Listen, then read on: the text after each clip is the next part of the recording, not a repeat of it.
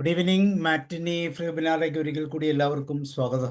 അതുപോലെ ശനിയാഴ്ചകൾ നമ്മൾ തുടർച്ചയായിട്ട് ഈസി എക്സാം, കുട്ടികളുടെ പരീക്ഷാക്കാലമായതുകൊണ്ട് തന്നെ ഒത്തിരിയും ബുദ്ധിമുട്ടുകളും പ്രയാസങ്ങളൊന്നും ഇല്ലാതെ പരീക്ഷയിലേക്ക് ചേർന്ന് വരാൻ നമ്മൾക്ക് പറ്റാവുന്ന രീതിയിൽ നമ്മളൊരു പ്രോഗ്രാം ഇങ്ങനെ കണ്ടിന്യൂസ് ആയിട്ട് ചെയ്യുകയാണ്. കുട്ടികൾക്ക് മാത്രമല്ല, ഈ കാലത്ത് പേരൻസിനും അതിൻ്റെതായ ടെൻഷനും ഒക്കെ ഉള്ളതാണ്. അപ്പോൾ ആ ഒരു പ്രോസസ്സിൽ നമുക്ക് എന്തൊക്കെ ഹെൽപ്പ് ചെയ്യാൻ പറ്റും എന്നുള്ള ആ ഒരു തലത്തിൽ നമ്മൾ ഇന്ന് വളരെ പ്രമുഖനായ ഒരു സൈക്കോളജിസ്റ്റായ ഡോക്ടർ പി ശിവരാജ് സാറാണ് നമ്മളോട് സംസാരിക്കുന്നത്. തീർച്ചയായിട്ടും സാറിൻ്റെ ആ പഠനത്തിൽ നിന്നും എക്സ്പീരിയൻസിൽ നിന്നും ഒക്കെ ലഭിച്ച ഒത്തിരി അറിവുകൾ തീർച്ചയായിട്ടും നമുക്ക് ഷെയർ ചെയ്യാം. സോ നിങ്ങളെല്ലാവരെയും പ്രോഗ്രാമിലേക്ക് ക്ഷണിക്കുന്നു. അതുപോലെ തന്നെ Shivaraj sir, you are welcome. മറ്റേ ശബ്ദം ക്ലിയർ ആണ് സാർ, ക്ലിയർ ആണ്, ഓക്കെയാണ്, എല്ലാം ഓക്കെ. നമുക്ക് 10-16 പേരാണ് ഇന്ന് ഇവിടെ ഉള്ളത്.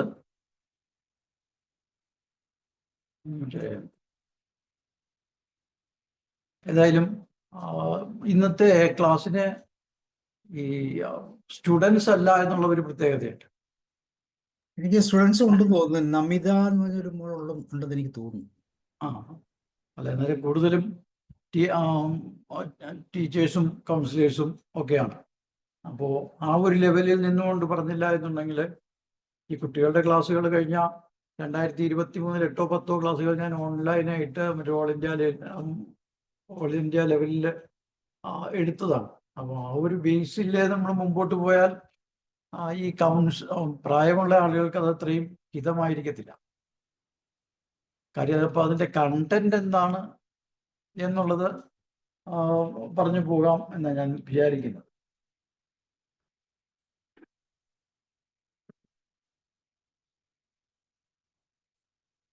നമ്മുടെ topic how to get high marks എന്ന് പറഞ്ഞിട്ട് കുട്ടികളെ ഒന്ന് കൊളുത്തി എടുക്കുന്ന രീതിയിലുള്ള ഒരു ടോപ്പിക്കാണ്. അതായത് എങ്ങനെ വളരെ ഈസി ആയിട്ട്, അതായത് ഇതിനകത്ത് ഒത്തിരി ഒരു ഹാർഡ് വർക്കിൽ നിന്ന് ഉപരിയായിട്ട് ഒരു സ്മാർട്ട് വർക്കിലേക്ക് കുട്ടികൾ പോകണം. ഇത് തമ്മിലുള്ള വ്യത്യാസം എന്താണെന്ന് ചോദിച്ചു കഴിഞ്ഞാൽ, ഹാർഡ് വർക്ക് ചെയ്യുന്ന സാധാരണ ഒരാൾ, അത് കുട്ടികളുടെ കാര്യം അവിടെ നിൽക്കട്ടെ, നമ്മൾ ഒരു തൊഴിലാളി ജോലി ചെയ്യുന്നു, അതിൽ ഹാർഡ് വർക്ക് ചെയ്യുന്ന ആളാണ്. പക്ഷേ കുറച്ച് വിറകുകൾ വെട്ടിയിട്ട് അല്ലെങ്കിൽ ഒരു എവിടെ കൊണ്ടിടണം, അപ്പോൾ അയാൾ വിറകുകളായിട്ടും വെട്ടി തുടങ്ങുകയാണ്. എവിടെയാണ്, എന്തിനാണ്, എങ്ങോട്ട് പോകാനാണ് എന്നുള്ളതിനെ കാര്യത്തെ പറ്റി ആലോചിക്കുന്നില്ല. ഇത് വിറക് വെട്ടണം എന്നുള്ള ഇൻസ്ട്രക്ഷൻ കിട്ടി പുള്ളി അത് ചെയ്യും. അപ്പോൾ ചിലപ്പോൾ ഇടുന്ന സ്ഥലത്ത് നിന്ന് രണ്ടാമത് വേറെ ഒരു ഭാഗത്തേക്ക് മാറ്റിയിട്ടേണ്ടി വരും. അങ്ങനെ ഒത്തിരി പ്രശ്നങ്ങൾ വരും. കാര്യം അയാൾ എന്തിനു വേണ്ടിയിട്ടാണ് ചെയ്യുന്നത് എന്നുള്ള ഗോൾ അയാളുടെ മനസ്സിലില്ലാത്തതുകൊണ്ടാണ്. പ്രത്യേകിച്ച് നല്ല ഭംഗിയായിട്ടൊരു ഇന്റേണൽ ഡിസൈൻ ചെയ്യേണ്ട, വുഡ് കൊണ്ട് ഇന്റേണൽ ഡിസൈനിങ് ചെയ്യേണ്ട ഒരു കോൺട്രാക്ടർ, അല്ലെന്നുണ്ടെങ്കിൽ ഒരു ഇന്റേണൽ ഡിസൈനർ ഒരു മരമൊക്കെ വാങ്ങി അത് അറപ്പിക്കാൻ പോകുമ്പോഴത്തേക്കിന് അതിനകത്ത് ഒരു ചെറിയ പീസ് തടി പോലും നഷ്ടമാകാത്ത രീതിയിൽ പുള്ളി അത് ഡിസൈൻ ചെയ്യും, മനസ്സിലാലോചിക്കും, അതിനുള്ള ക്ലിയർ കട്ട് ചാർട്ട് ഉണ്ടാക്കും. അപ്പോൾ എന്നാൽ പക്ഷേ ഇത് അത്രയും സീരിയസ് ആയിട്ട് അല്ലാതെ നോക്കുന്ന ഒരാളാണെങ്കിൽ, അത്രയും എങ്ങനെയെങ്കിലും ചെയ്യണം എന്നുള്ള ഇത് മാത്രമാണ് ധാരണ എന്നുണ്ടെങ്കിൽ ധാരാളം തടിയൊക്കെ വേസ്റ്റ് ആവുകയും.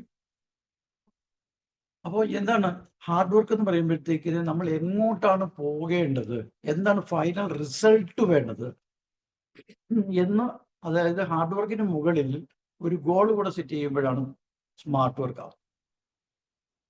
അതിപ്പോൾ പരീക്ഷയുടെ കുട്ടികളുടെ കാര്യത്തിലും വളരെ പ്രസക്തമാണ്.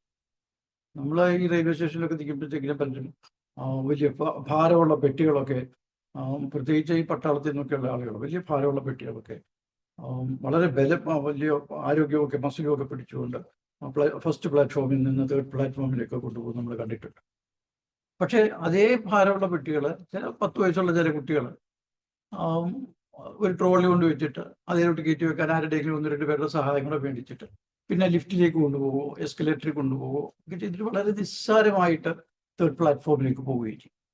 അപ്പോൾ നമ്മൾ ഹാർഡ് വർക്കിനേക്കാൾ ഉപരിയായിട്ട് വർക്ക് ചെയ്യുന്നതിന് മുമ്പ് എന്തിനാണ് ഇത് ചെയ്യുന്നത് എന്ന് പറയുന്നതുപോലെ, അപ്പോൾ വൈ ഷുഡ് ഐ സ്റ്റഡി എന്ന് പറയുന്നതായിരിക്കണം നമ്മളുടെ ഒരു ക്ലാസ് എടുക്കുമ്പോഴത്തേക്കിന് ഞാൻ അനുവർത്തിക്കുന്ന ഒരു നിയമം. അതായത് വൈ ഷുഡ് ഐ സ്റ്റഡി, എന്തിനാ പഠിക്കും? കാര്യം എങ്ങനെയെങ്കിലും four everything there is 2 choices. എങ്ങനെയെങ്കിലും ഒക്കെ പോവുക.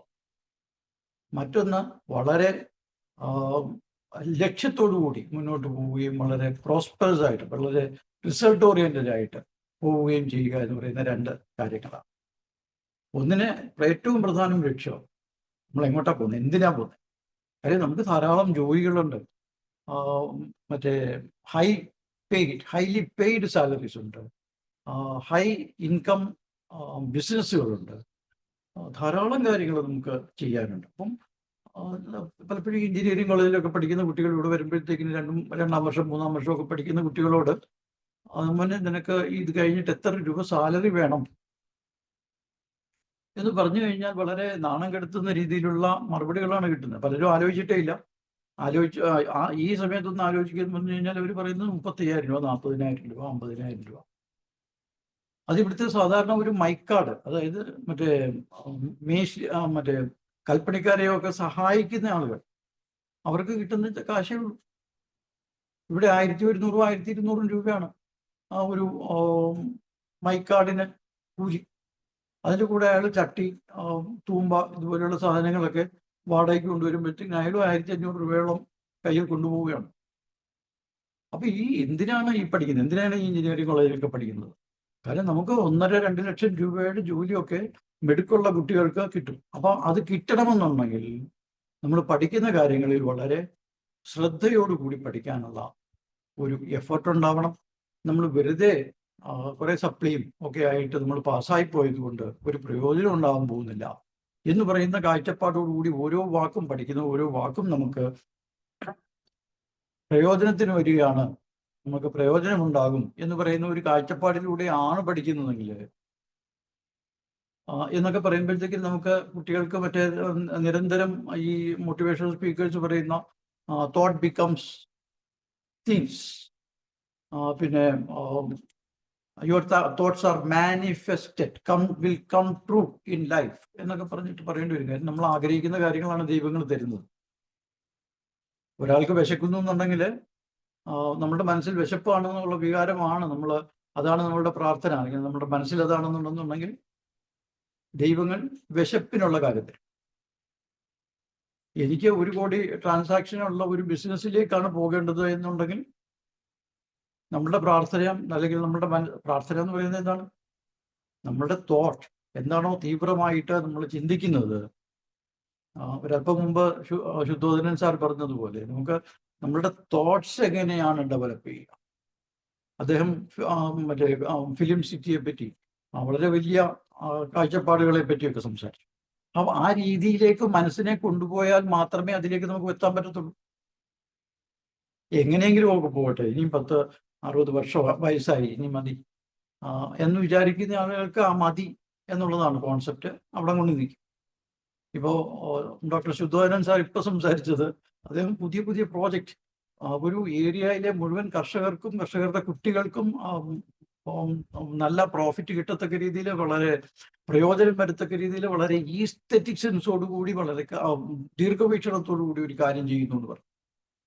എന്തുമാത്രം കേട്ടിരിക്കാൻ തന്നെ സന്തോഷമുള്ള ഒരു കാര്യമാണ്. അപ്പോൾ ആ കാഴ്ചപ്പാടിനെ നമ്മൾ അംഗീകരിച്ചിട്ടേ പറ്റത്തുള്ളൂ. അപ്പോൾ ഇത് കുട്ടികൾക്ക് ആ ഒരു ധാരണ, എന്തിനാ പഠിക്കുന്നത്, കാര്യം ഇതൊരു തരം ആർക്കാരും വേണ്ടി പഠിക്കുന്ന ഒരു കാര്യമല്ല എന്നൊക്കെ പറയുന്ന ഒരു ടോപ്പിക് ഇട്ട് കൊടുത്തിട്ട്, സാധാരണ ഞാൻ ചെയ്യുന്നത് ഈ ഒരു പോയിന്റൊക്കെ കുട്ടികളുമായിട്ടിരിക്കുകയാണെന്നുണ്ടെങ്കിൽ ഐ കാണ്ടിൽ നിന്ന് ഐ ക്യാനിലേക്ക് പോകാനുള്ള ഒരു ആക്ടിവിറ്റി, അല്ലെങ്കിൽ ഒരു പ്ലേ, ഒരു ഗെയിം പ്ലേ എന്തെങ്കിലും ധാരാളം ഉണ്ട്, അതിനകത്ത് ഏതെങ്കിലും ഒന്ന് ഇട്ട് കൊടുക്കും. അപ്പോൾ അവർക്ക് തന്നെത്താനെ ഫീൽ ചെയ്യണം ഇത് അവർക്ക് ചെയ്യാൻ പറ്റും, അവർക്ക് ഇതിനകത്ത് A+ കിട്ടാൻ പറ്റും, നല്ല മാർക്കം മേടിക്കാൻ പറ്റും. കാര്യം റിയാലിറ്റിയിൽ അവർ വളരെ കുറച്ച് മാർക്കിലാണ് നിൽക്കുന്നത്. പക്ഷേ ഈ ആസ്പിരേഷൻ അവരുടെ ഉള്ളിലേക്ക്, ഐ ക്യാൻ എന്ന് പറയുന്ന ഒരു ആസ്പിരേഷൻ അവരുടെ ശരീരത്തിലേക്ക് നമുക്ക് കടത്തിവിടണം. കാര്യം പല കുട്ടികളും സ്കൂളിൽ ഒരു ചോദ്യം ചോദിക്കുമ്പോഴത്തേക്ക് ഈ ചോദ്യം ഞാൻ ഉൾപ്പെടുന്ന ആളുകളോടാണ് ചോദിക്കുന്നത് എന്ന് പോലും അറിയാത്ത രീതിയിൽ അങ്ങോട്ടോ ഇങ്ങോട്ടോ ഒക്കെ തിരിഞ്ഞിരിക്കും. അറിയാവുന്ന കുട്ടി കൈവെക്കും, സർ അയക്കാൻ. അപ്പൊ എന്ന് പറഞ്ഞതുപോലെ മോനെ നിന്നെ ഒരു ഡോക്ടർ ആകട്ടെ, നിന്നെ ഒരു IAS ഓഫീസർ ആക്കട്ടെ, അല്ലെന്നുണ്ടെങ്കിൽ നിന്നെ വലിയ ബിസിനസ്സുകാരനാക്കട്ടെ എന്ന് ദൈവം ചോദിച്ചാൽ പോലും ഇവരങ്ങോട്ടും ഇങ്ങോട്ടും തിരിഞ്ഞിരിക്കുക. കാരണം ഇത് ചോദ്യം എന്നോടാണ്, ഇത് റെസ്പോണ്ട് ചെയ്യേണ്ടയാൾ ഞാനാണ് എന്ന് പറഞ്ഞ ഒരു തോന്നല് അവർക്ക് വരുന്നില്ല എന്നുള്ളതാണ് അതിനകത്ത് വരുന്ന ഒരു കാര്യം. അപ്പോൾ ഇതിനു വേണ്ടിയിട്ട് നമ്മൾ ഒരു ആക്ടിവിറ്റി കൊടുക്കുമ്പോൾ അവർ അതിലേക്ക് വരുന്നു എന്നുള്ളതാണ്. അപ്പോൾ ഈ രീതിയിൽ അവരുടെ മനസ്സൊന്ന് പ്രിപ്പയർ ചെയ്തതിന് ശേഷം ഇമ്മീഡിയറ്റ് ആയിട്ട് അവർ ബോറടിക്കാതെ കൂടുതൽ തിയറീസ് പറഞ്ഞുകൊണ്ടിരിക്കാത്തതിന് പകരമായിട്ട് അവരുടെ ടോപ്പിക്ക്, അവരുടെ ഫിസിക്സിലെ ഒരു ടോപ്പിക്ക്, ഫോർ എക്സാമ്പിൾ 9ാം ക്ലാസ്സുകാരാണെങ്കിൽ when work is set to be done. അപ്പോൾ എന്താണ് ഫോഴ്സ്, എന്താണ് വർക്ക്, ഫോഴ്സ് ഇൻറ്റു ഡിസ്പ്ലേസ്മെന്റ്, അതാണ് വർക്ക്. അപ്പോൾ എന്ന് പറഞ്ഞിട്ട് അവരുടെ അത് അവർക്ക് പെട്ടെന്ന് മനസ്സിലാവത്തക്ക രീതിയിൽ എന്തെങ്കിലും ഒരു പ്രോബ്ലം ഇട്ട് കൊടുത്തിട്ട് അവരെ കൊണ്ട് ആൻസർ ചെയ്യിക്കുക. കാര്യം ഇതിപ്പം വെറുതെ അവരുടെ തലയ്ക്ക് മുകളിൽ കൂടി പോകുന്ന പല കാര്യങ്ങളും നമ്മൾ സംസാരിച്ചിട്ട് കാര്യമൊന്നുമില്ല.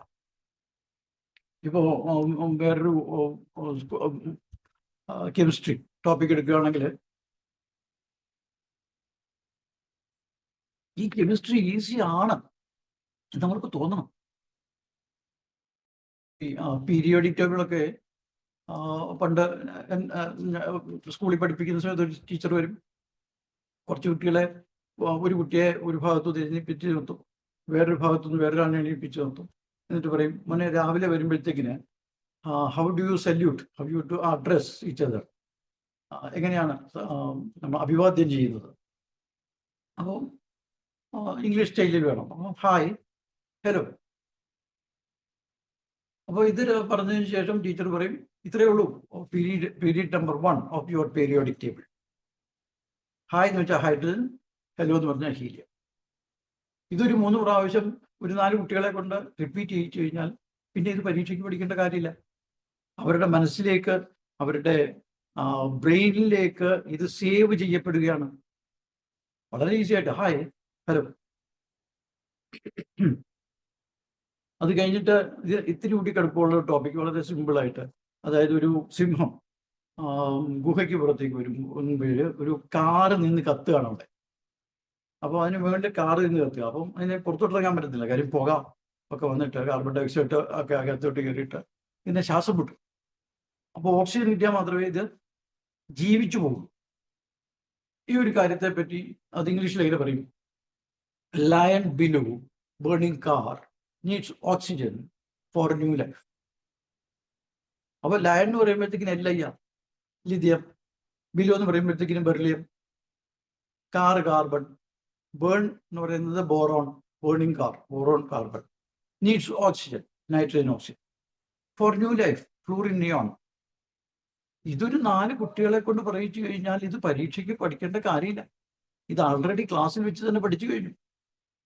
അപ്പൊ ഇങ്ങനെയുള്ള കാര്യങ്ങൾ, പിന്നെ മൂന്നാമത്തെ ഇതിങ്ങനെ എത്ര വേണമെങ്കിലും പറയാൻ പറ്റും. അടുത്തത് സോഡ മെജീഷ്യൻ എന്നൊക്കെ പറഞ്ഞിട്ട്, സോഡിയം മെഗ്നീഷ്യം എന്നൊക്കെ പറഞ്ഞിട്ട്. അപ്പോൾ ഇത് വളരെ, അതായത് കുട്ടികൾ പരീക്ഷയുടെ അന്നോ തലേന്നോ പഠിക്കുന്ന രീതിയാണ് ഒരു കുട്ടിക്കുള്ളതെങ്കിൽ അവൻ ഒരു കാലത്തും ഒരു കോമ്പറ്റീറ്റീവ് എക്സാമിനേഷൻ പാസ്സാകാൻ പോകുന്നില്ല. നേരത്തെ അക്കാഡമിക് ഇയറിന്റെ ആദ്യം തന്നെ കിട്ടുന്ന പാഠങ്ങൾ അതുപോലെ തന്നെ പഠിച്ചു വെക്കാനുള്ള, അത് ബ്രെയിനിൽ സേവ് ചെയ്യാനുള്ള ടെക്നിക്കുകൾ കുട്ടികൾ പഠിക്കണം. ഈ ടെക്നിക്കുകൾ പഠിക്കുന്നതിന് 100-120 ടെക്നിക്കുണ്ട്. ഇപ്പോൾ IAS ഒക്കെ പഠിക്കുന്ന കുട്ടികൾക്ക് 100-120 ടെക്നിക്കുകൾ വളരെ ഈസി ആയിട്ട്, അത് ടെക്നിക്കായിട്ടല്ല, അത് അവരുടെ രക്തത്തെ അലിഞ്ഞു ചേർന്നിരിക്കുകയാണ്.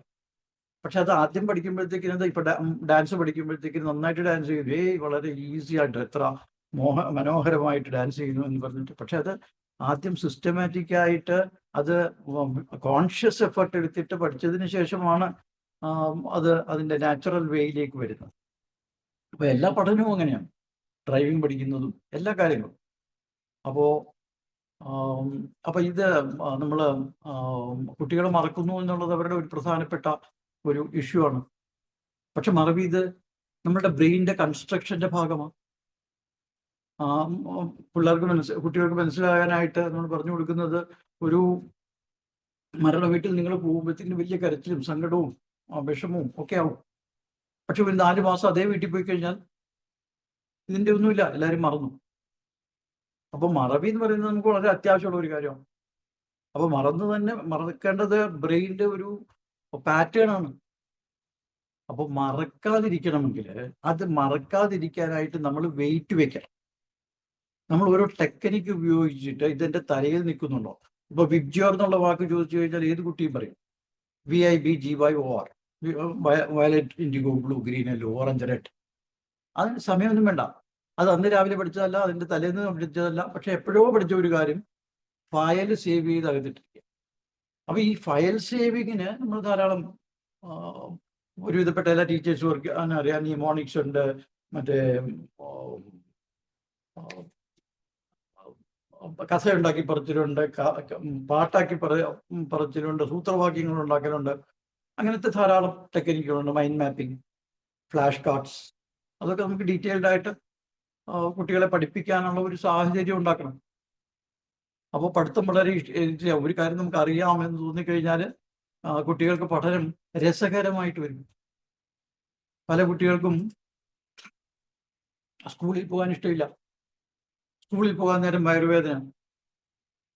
പല കുട്ടികളും 8:45 വരെ വയറുവേദനയാണ്. സ്കൂൾ ബസ് പോയി കഴിഞ്ഞാൽ പിന്നെ വയറുവേദനയില്ല. നീ പോകണ്ട എന്ന് പറഞ്ഞതിന് ശേഷം വയറുവേദനയില്ല. അപ്പോൾ പേരൻസ് വിചാരിക്കുന്നത് ഇത് തീർച്ചയായിട്ടും കളിപ്പീരാണ്. അപ്പോൾ കാര്യകാരണ സഹിതം പറയുമ്പോഴത്തേക്കിനും അതുവരെ ഇല്ലാത്ത ഒരു സാധനം, അത് സ്കൂൾ ബസ് പോയി കഴിയുമ്പോഴത്തേക്കിനും വയറുവേദന പോയാൽ വഴിയില്ല. പക്ഷെ ഈ കുട്ടി ശരിക്കും ഇത് അനുഭവിക്കുന്നുണ്ട്. കുട്ടിക്ക് ഈ ഛർദില്, വയറുവേദന, തലകറക്കം, ഇതൊക്കെ വരുന്നുണ്ട്. അപ്പൊ അതിനെ സൈക്കോസോമാറ്റിക് എന്ന് പറയും. അതായത് മനപ്രയാസം കൊണ്ടുണ്ടാവുന്ന, അല്ലെന്നുണ്ടെങ്കിൽ ഏതെങ്കിലും ഒരു സബ് കോൺഷ്യസ് മൈൻഡിലെ ഒരു തോന്നൽ കൊണ്ടുണ്ടാവുന്ന ഒരു കാര്യമാണ്. അതെന്താണെന്നുള്ളത് ഒരു സൈക്കോളജിസ്റ്റിന് ഒരു അരമണിക്കൂർ പോലും വേണ്ട. അതെന്താണെന്ന് മനസ്സിലാക്കി എടുത്തിട്ട് അതിന് അനുയോജ്യമായിട്ടുള്ള ഒരു ചെറിയ തിരുത്തലുകൾ കൊടുക്കാനായിട്ട് വളരെ നിസ്സാരമായിട്ട് അതിന് എത്രയോ ടെക്നിക്കുകളുണ്ട്. അപ്പോൾ അങ്ങനെയുള്ള കാര്യങ്ങളൊക്കെ നമ്മൾ പേരൻസ് കൂടെ മനസ്സിലാക്കേണ്ടതുണ്ട്. കാര്യം അതിനെ കുറ്റം പറഞ്ഞിട്ട് കാര്യമില്ല. അത് തിരുത്തിയെടുക്കണമെന്നുണ്ടെങ്കിൽ അതിന് അറിവുള്ള ആളുകളെ കൊണ്ട് സംസാരിപ്പിച്ചാൽ മതി. അപ്പോൾ അങ്ങനെയുള്ള കാര്യങ്ങളെ പറ്റി പേരൻസ് ചെറിയ കാര്യങ്ങൾക്ക് വരെ ആദ്യം കുറ്റം പറയും. അത് കഴിഞ്ഞിട്ട് പിന്നെ ആ ആളിനെ, അങ്ങനത്തെ ആളാണ്, ഭയങ്കര മടിയനാ സാറേ, അവനൊരു കാര്യവും പഠിക്കത്തില്ല, അല്ലെങ്കിൽ തന്നെ പഠിച്ചു കഴിഞ്ഞാൽ ഒരു പ്രയോജനമില്ല, പരീക്ഷയ്ക്ക് എഴുതത്തില്ല. കഴിഞ്ഞ ദിവസം തന്നെ ഒരു എൻട്രൻസിന് എഴുതാൻ പാലാ ബ്രില്യൻറ്റിൽ പോയ ഒരു കുട്ടി ഇവിടെ വന്നു. അവൾക്ക് ഭയങ്കര ടെൻഷൻ, കരച്ചിലും ഒക്കെ ആയിട്ടാണ് വന്നിരിക്കുമ്പോഴത്തേക്കും തന്നെ പ്രയാസത്തിലാണ്. അപ്പോൾ ഈ അമ്മ അപ്പോഴും കുറ്റപ്പെടുത്തിക്കൊണ്ടിരിക്കുക. ഇവൾക്ക് സാറേ ഇവൾ പഠിക്കും, ടെൻഷൻ വേണ്ടെന്ന് ഞാൻ ഒത്തിരി പ്രാവശ്യം അഡ്വൈസ് ചെയ്തു. പക്ഷെ ഇവൾക്ക് ഭയങ്കര ടെൻഷനാണ്, ഇവളെല്ലാം കുളമാണ്, പരീക്ഷ എന്ന് പറയുന്നത് കുളമാണ്. അപ്പോൾ അതങ്ങനെ അല്ല, അതിനൊരു പ്രയാസമുണ്ട്. അതെന്താണെന്ന് മനസ്സിലാക്കി അതിന് സപ്പോർട്ടാണ് കൊടുക്കേണ്ടത്. ക്രിറ്റിസിസം കൊണ്ട് ഇവിടെ പ്രയോജനമില്ല. കുറച്ച് ദയയും വാത്സല്യവുമാണ് ഇവിടെ വേണ്ടത്, അല്ലാതെ ശകാരങ്ങളും കുറ്റങ്ങൾ എണ്ണി തിട്ടപ്പെടുത്തലുകളുമല്ല. അപ്പൊ ഇതിനെപ്പറ്റിയൊക്കെ പേരൻസിനെ നമുക്ക് പറഞ്ഞ് മനസ്സിലാക്കേണ്ടതുണ്ട്. പിന്നെയുള്ള അതായത് മറ്റേ നമ്മള് ഈ ആഹാരം കഴിക്കണമെന്നുണ്ടെങ്കിൽ, രുചിയുള്ള ആഹാരമാണെന്നുണ്ടെങ്കിൽ നമ്മളാരും നിർബന്ധിക്കേണ്ട കാര്യമില്ല, നമ്മൾ എത്ര വേണമെങ്കിലും കഴിച്ചോളൂ. അപ്പോൾ ഒരു ടേസ്റ്റ് ഉണ്ടാവണം. ടേസ്റ്റിന് നമ്മുടെ ഈ പഴയ പാറ്റേണിൽ പറയും technique, alertness, space, thought management, energy, TASTE. അപ്പോൾ ഇതിനകത്ത് അലേർട്ടായിട്ടിരിക്കണം കുട്ടികൾക്ക് പഠിക്കാനായിട്ട്. പിന്നെയുള്ളത് സ്പേസ് ആണ്. സ്പേസ് എന്ന് പറഞ്ഞു കഴിഞ്ഞാൽ മനസ്സിലേക്ക് എന്തെങ്കിലും കയറിപ്പോകാനുള്ള സ്ഥലം ഉണ്ടാവണം. നമ്മൾ ദേഷ്യപ്പെട്ടിരിക്കുന്നു, സങ്കടപ്പെട്ടിരിക്കുന്നു, വിഷമിച്ചിരിക്കുന്നു, ടെൻഷൻ അടിച്ചിരിക്കുന്നു, എന്ത് മനസ്സിലാകാനാണ് പഠിച്ചാൽ? അപ്പോൾ അതിനുള്ള എന്തുകൊണ്ടാണ് സംഭവിക്കുന്നത്, ഏത് തോട്ടാണ് അവരെ ബുദ്ധിമുട്ടിക്കുന്നത് എന്ന് വളരെ നിസ്സാരമായിട്ട് ഒരു നല്ല സൈക്കോളജിസ്റ്റിനെ വളരെ ചുരുങ്ങിയ സമയം കൊണ്ട് തന്നെ മാറ്റിയെടുക്കാൻ പറ്റും അവര്. പിന്നെയുള്ളത് തോട്ട് മാനേജ്മെന്റ് ആണ്. ഈ ചിന്തകളെയൊക്കെ പറ്റത്തില്ല എന്നൊക്കെ പറഞ്ഞു കഴിഞ്ഞാൽ കാര്യങ്ങൾ നടക്കും, ചിന്തകളൊക്കെ വരും.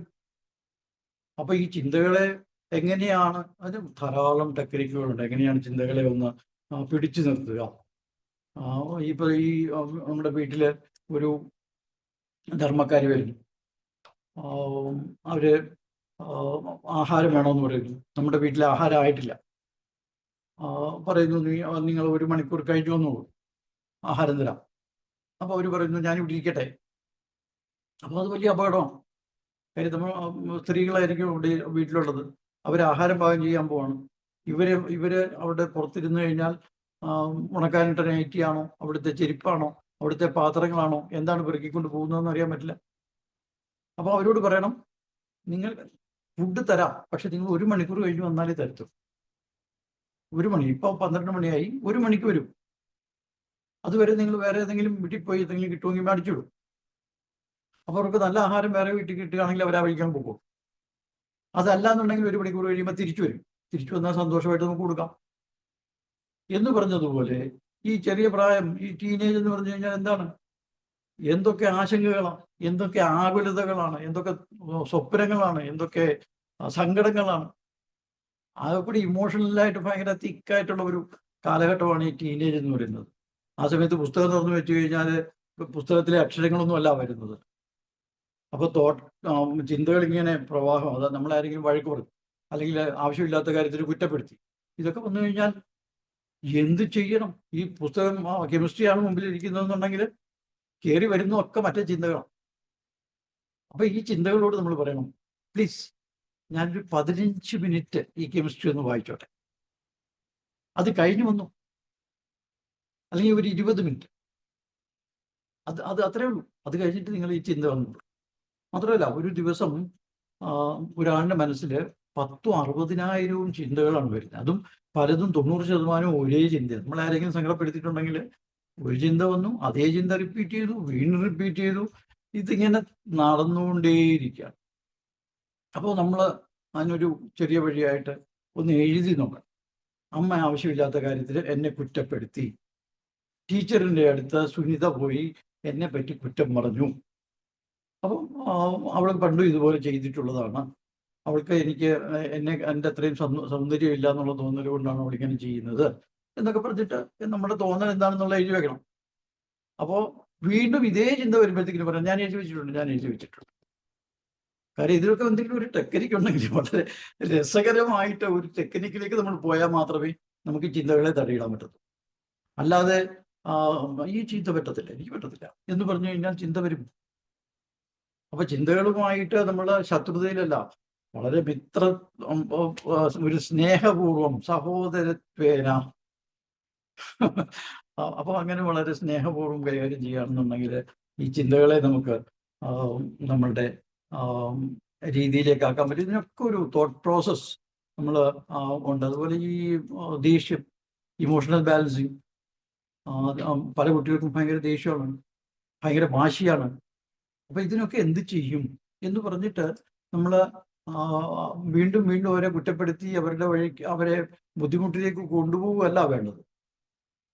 അവരുടെ ഈ ദേഷ്യത്തെ എങ്ങനെ നമുക്ക് നേരിടാൻ പറ്റും, അതിനൊക്കെ ധാരാളം എത്രയോ മാർഗങ്ങൾ ഒരു സൈക്കോളജിസ്റ്റിനുണ്ടാവും. എന്താണ് അതിൻ്റെ റൂട്ട് കോസ് എന്താണ് എന്ന് വളരെ നിസ്സാരമായിട്ട്, വലിയ അനാലിസിസും കുറേ ദിവസങ്ങളുടെ പ്രോസസ്സും ഒന്നും വേണ്ട. ഒരു 10-15 മിനിറ്റ് കൊണ്ട് നമ്മുടെ ഈ ടീനേജേഴ്സിൻ്റെ പ്രോബ്ലംസ് നമുക്ക് മനസ്സിലാക്കി എടുക്കാവുന്നതേ ഉള്ളൂ. ചിലർ കറക്റ്റ് ചെയ്യാനായിട്ട് ഇത്തിരി സമയം എടുക്കും, പക്ഷെ ചിലർ വളരെ പെട്ടെന്ന് അതിലേക്ക് വരികയും വളരെ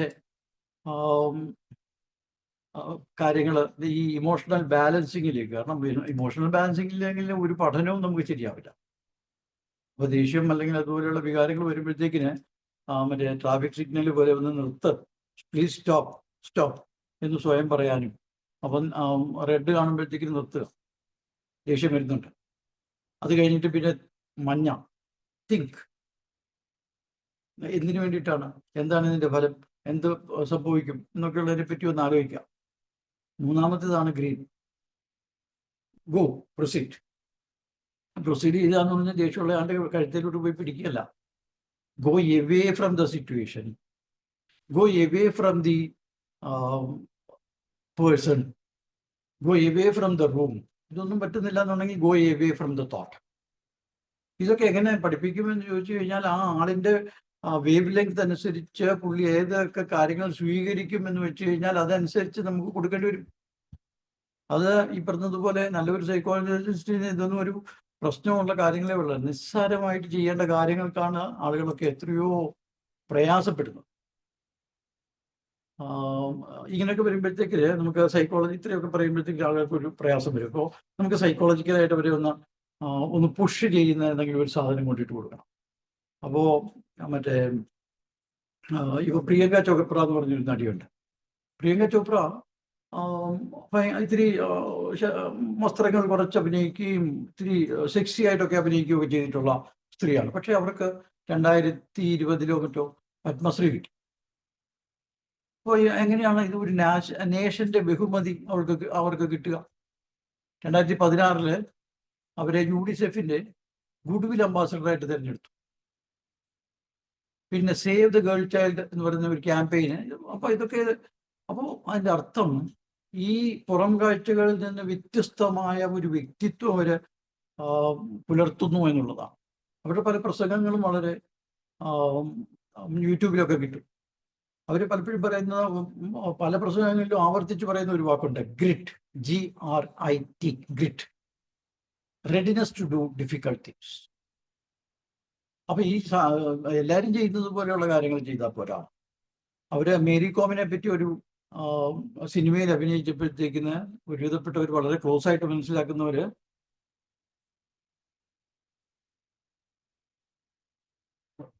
അത്ഭുതപ്പെട്ടു.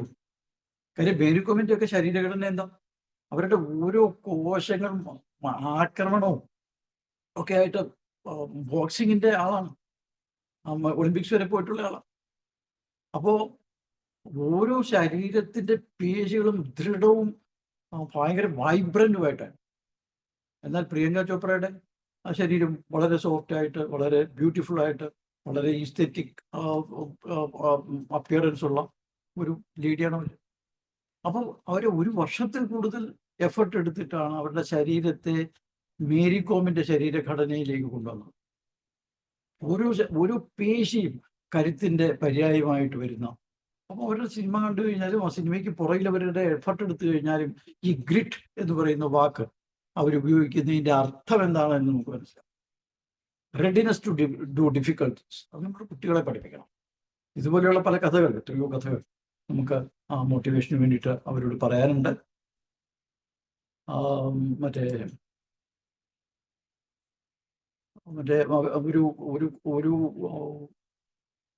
ഒരു സെന്റൻസ്, ഒരു പാരഗ്രാഫ് വായിച്ചാൽ ഇതെങ്ങനെ മനസ്സിലാക്കും എന്നൊക്കെയുള്ള വളരെ പ്രാക്ടിക്കലായിട്ടുള്ള കാര്യങ്ങൾ കൂടി കുട്ടികൾക്ക് ഈ കഥപുറത്തിനിടയിൽ തന്നെ ചെയ്തു കൊടുക്കേണ്ടി വരും. പലപ്പോഴും ഞാൻ കഴിഞ്ഞ ദിവസം ഒരു ഏഞ്ചൽ സാർക്ക് എന്ന് പറഞ്ഞൊരു സ്കൂളിൽ ക്ലാസ് ഉണ്ടായിരുന്നു. അപ്പോൾ ഒരു പാരഗ്രാഫ് വായിപ്പിച്ച് പ്രിന്റ് ചെയ്ത് കുട്ടികൾക്കെല്ലാം കൊടുത്തു. എന്നിട്ട് ആ പാരഗ്രാഫ് വരെ കൊണ്ട് വായിപ്പിച്ചു. ഒരുവിധം വായിച്ചാൽ മനസ്സിലാവുന്ന ഒരു പാരഗ്രാഫ് അല്ല. പക്ഷെ അത് കഴിഞ്ഞിട്ട് ഈ പാരഗ്രാഫിനെ എങ്ങനെയാണ് ക്രോഡീകരിക്കേണ്ടത്, ആദ്യത്തെ വരിയിൽ നിന്ന് ഒരു വാക്ക്, രണ്ടാമത്തെ വരിയിൽ നിന്ന് ഇമ്പോർട്ടൻ്റ് ആയിട്ടുള്ള ഒരു വാക്ക്, ഒരു 6 വാക്ക് എഴുതി കഴിഞ്ഞപ്പോഴത്തേക്കിന് അവിടുത്തെ ഏറ്റവും മാർക്ക് കുറവുള്ള കുട്ടി പോലും അത് എന്തിനെ പറ്റിയാണ് എന്ന് പറഞ്ഞു. അതായത് മറ്റേ പ്രിമിറ്റീവ് എർത്തില് ഗ്യാസസ് റിയാക്ട് ചെയ്തിട്ട് അത് റെയിനായിട്ടും ഓഷനായിട്ടും വന്നതിൻ്റെ കഥയാണ് പറയുന്നത്. പക്ഷെ അത് പറയുന്ന കട്ടി ഭാഷയിലാണ്. അപ്പൊ ഇത് എന്തിനെ പറ്റിയാണ് എന്ന് പറയുന്നത് അവർ 5 or 6 വാക്കുകൾ എടുത്തു വെച്ച് എഴുതി കഴിഞ്ഞാൽ അതുപോലെ വളരെ ഈസി ആയിട്ട് അവർക്ക് എന്തിനെ പറ്റിയാണ്, ഇത് കടലുണ്ടാവുന്നതിനെ പറ്റിയല്ലേ, മഴ പെയ്യുന്നതിന്റെ കാര്യമാണ്. അപ്പൊ എന്ന് പറഞ്ഞുള്ള ഒരു വായനയിൽ അവർക്ക് വീണ്ടും വളരെ ക്ലിയർ ആയിട്ട് ഈ സെന്റൻസ് പാരഗ്രാഫ് മനസ്സിലാവും. ബയോളജിയിലെ ഒരു പോർഷൻ. അപ്പൊ എന്ന് പറയുന്നത് പോലെ ഞാൻ പ്രാക്ടിക്കലായിട്ട് ഇതൊക്കെ കാണിച്ചു കൊടുക്കണം, എന്നാലേ പ്രയോജനം.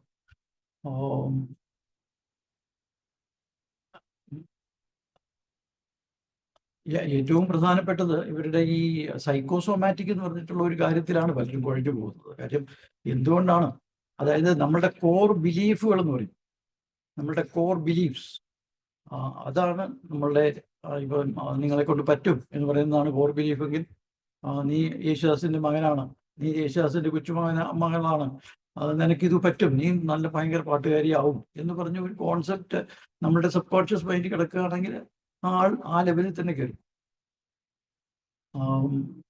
നേരെ തിരിച്ച് യു ആർ നോട്ട് ഗുഡ്, നിന്റെ അമ്മൂമ്മയ്ക്ക് ആസ്മ വന്നു, നിന്റെ അമ്മയ്ക്ക് ആസ്മാറ്റിക് ആണ്, ഇനി നിനക്ക് ഒരു 32 വയസ്സാകുമ്പോഴത്തേക്ക് നീയും ആസ്മാറ്റിക് ആവും എന്ന് പറയുന്ന ഒരു ഫീഡ്ബാക്ക് ആണ് സബ് കോൺഷ്യസിൽ കിടക്കുന്നതെന്നുണ്ടെങ്കിൽ ഇയാൾ ഈ 32 വയസ്സിൽ ഈ ആസ്മ വരുത്താനുള്ള എല്ലാ കാര്യങ്ങളും ചെയ്യും. അപ്പൊ ഇത് എങ്ങനെയാണ് ഈ ലോ ഓഫ് അട്രാക്ഷൻ എങ്ങനെയാണ് ശാസ്ത്രീയമായിട്ട് പ്രൂവ് ചെയ്യുന്നത് എന്നൊക്കെ പറഞ്ഞിട്ടൊരു വളരെ രസമുള്ള കാര്യങ്ങളുണ്ട്. അതായത് 1D, ഒരു 3D എന്ന് പറഞ്ഞാൽ എല്ലാവർക്കും അറിയാമല്ലോ. അതായത് നമ്മളുടെ വിഷ്വൽ. 2D എന്ന് പറഞ്ഞു കഴിഞ്ഞാൽ നമ്മുടെ ഗ്രാഫ് പോലെ എക്സ് ആക്സിസ് വൈ ആക്സിസിലോട്ട് പോകുന്നതും 1D എന്ന് പറയുന്നത് കഴിഞ്ഞാൽ ഒരു ലൈനിൽ മുമ്പോട്ട് പുറകോട്ട് പോകുന്നതാണ്. 3D എന്ന് പറയുമ്പോഴത്തേക്കും നമ്മളുടെ ഇപ്പൊ പഞ്ചേന്ദ്രിയങ്ങളിലൂടെ നമ്മൾ മനസ്സിലാക്കുന്ന 3 സൈഡുള്ള ഹൈറ്റുള്ള സാധനത്തിന്റെ ദൃശ്യത്തിനെയാണ് 3D എന്ന് പറയുന്നത്. ഈ 4D എന്ന് പറയുന്നത് നമുക്ക് പലപ്പോഴും മനസ്സിലാക്കാൻ പറ്റാത്ത സബ് കോൺഷ്യസ് മൈൻഡിന്റെ കോർ ബിലീഫുകളാണ്. ഈ കോർ ബിലീഫുകളാണ് നമ്മളെ. ഇതെങ്ങനെയാണ് കോർ ബിലീഫ് മനസ്സിലാവുന്നത്? നമ്മളൊരു കാര്യത്തിൽ കാണിക്കുന്ന പെർഫെക്ഷൻ ആണ് അതാണ് റിസൾട്ട് നോക്കിയാൽ അറിയാം ഇയാളുടെ മനസ്സിൽ എന്താ കിടക്കുന്നത്. അപ്പൊ അത് കഴിഞ്ഞിട്ട് ഒരു 5D എന്നുണ്ട്. അതായത് ഒരു സൂപ്പർ നാച്ചുറൽ, അതായത് ഒരു ഗോഡ് എന്നൊക്കെ പറയുന്നത് പോലെ ഒരു ഹയർ ലെവൽ ഓഫ് കോൺഷ്യസ്നസ്. അപ്പൊ ഇവിടെ that's A place for all type of possibilities. എന്തും നടക്കും. അപ്പൊ അതിനെപ്പറ്റി ഒരു ആഗ്രഹം തീവ്രമാണെങ്കിൽ മറ്റേ ശുദ്ധോദനൻ സാർ പറഞ്ഞതുപോലെ എനിക്കൊരു ഫിലിം സിറ്റി വേണം, ഇവിടുത്തെ അഗ്രികൾച്ചറിസ്റ്റിനെ ഒക്കെ കൂട്ടിക്കൊണ്ട് അവരുടെ കുട്ടികൾക്കൊക്കെ വലിയ ലക്ഷ്യത്തിലേക്ക് പോകാനായിട്ട് അവർക്ക് നല്ല എക്കോണമിക് ബാക്ക്ഗ്രൗണ്ട് വരത്തക്ക രീതിയിൽ അവർക്ക് പുതിയ പുതിയ കാര്യങ്ങൾ ചെയ്യാനുള്ള പ്രചോദനമായിക്കൊണ്ട് ഞാനൊരു സിറ്റി ഉണ്ടാക്കും, ഞങ്ങളൊരു സിറ്റി ഉണ്ടാക്കും അവരുടെ എല്ലാവരുടെയും കോപ്പറേഷനോടുകൂടി എന്ന് പറയുന്ന ഒരു ചിന്ത എന്ന് പറയുമ്പോഴത്തേക്കിനും അത് ഒരാളിൽ നിന്ന് പോയിട്ട് അത് മുകളിലോട്ട് പോയിട്ട് 5Dയിൽ പോയി താഴോട്ട് വന്നിട്ട് സമാന ചിന്താഗതിയുള്ള ഓരോരുത്തരുടെയും മനസ്സിൽ വർക്ക് ചെയ്തിട്ട് വീണ്ടും ഇത് മുകളിൽ പോയിട്ട് താഴോട്ട് ഇറങ്ങി വരിക. അപ്പൊ ഇത് വളരെ രസകരമായിട്ട് ഇപ്പം ഈ എങ്ങനെയാണ് ലോ ഓഫ് അട്രാക്ഷൻ വർക്ക് ചെയ്യുന്നത് എന്നൊക്കെ ഉള്ളതുകൂടി കുട്ടികൾക്ക് അവർക്ക് മനസ്സിലാവുന്ന ഭാഷയിൽ പറഞ്ഞ് നമുക്ക് കൊടുക്കാൻ പറ്റിയാൽ ഇത് ഗംഭീരമായിട്ട് പിള്ളേരുടെ മനസ്സ് നമുക്ക് കുട്ടികളെ ഉപദേശിക്കുകയല്ല വേണ്ടത്, അവരുടെ ചിന്തകളെ നമുക്ക് ഹയർ ലെവലിലേക്ക് കൊണ്ടുപോവാണ്. അപ്പൊ അതിനുള്ള എഫേർട്ടാണ് ഞാൻ എൻ്റെ ക്ലാസ്സുകളിൽ ചെയ്യാൻ ശ്രമിക്കാറുള്ളത്. എത്രമാത്രം പറ്റുന്നു എന്നുള്ളത് മറ്റേ കുട്ടികൾ പറയണം. ഏതായാലും ഇന്നത്തെ ക്ലാസ്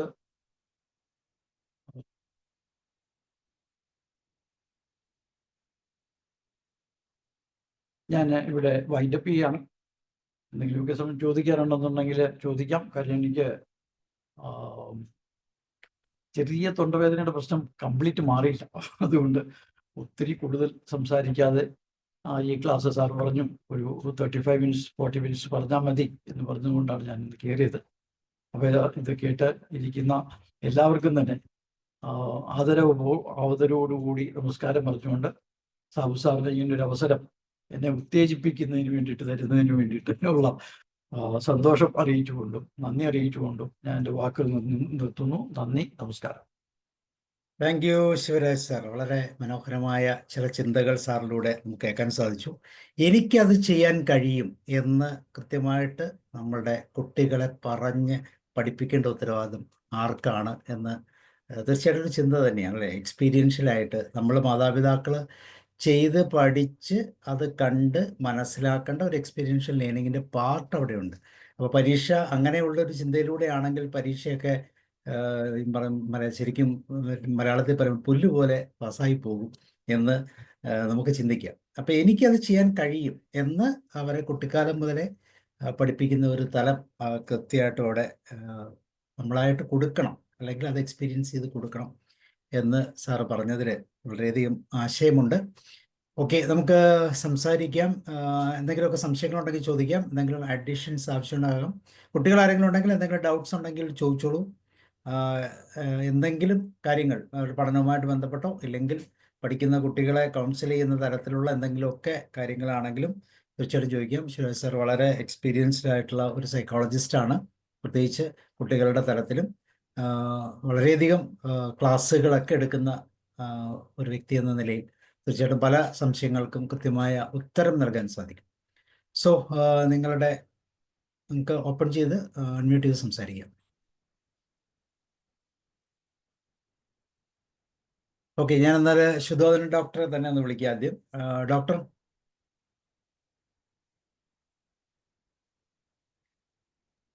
ഈ എക്സാം പാറ്റേൺസ് ഒക്കെ വല്ലാതെ മാറിപ്പോയിരിക്കുക എന്ന് പറഞ്ഞാൽ ഇപ്പോൾ നമ്മുടെ ഈ CBSE ICSE സ്റ്റേറ്റ് സിലബസ് ഒക്കെ ആയിട്ടുള്ള ഒരുപാട് കാര്യങ്ങൾ, അതേസമയം തന്നെ പിള്ളേർ മറ്റ് പല പരീക്ഷകൾക്കായിട്ടുള്ള തയ്യാറെടുപ്പിൽ ഈ സിവിൽ സർവീസ് 5ാം ക്ലാസ് മുതൽ തന്നെ പ്രാക്ടീസ് തുടങ്ങുന്നു.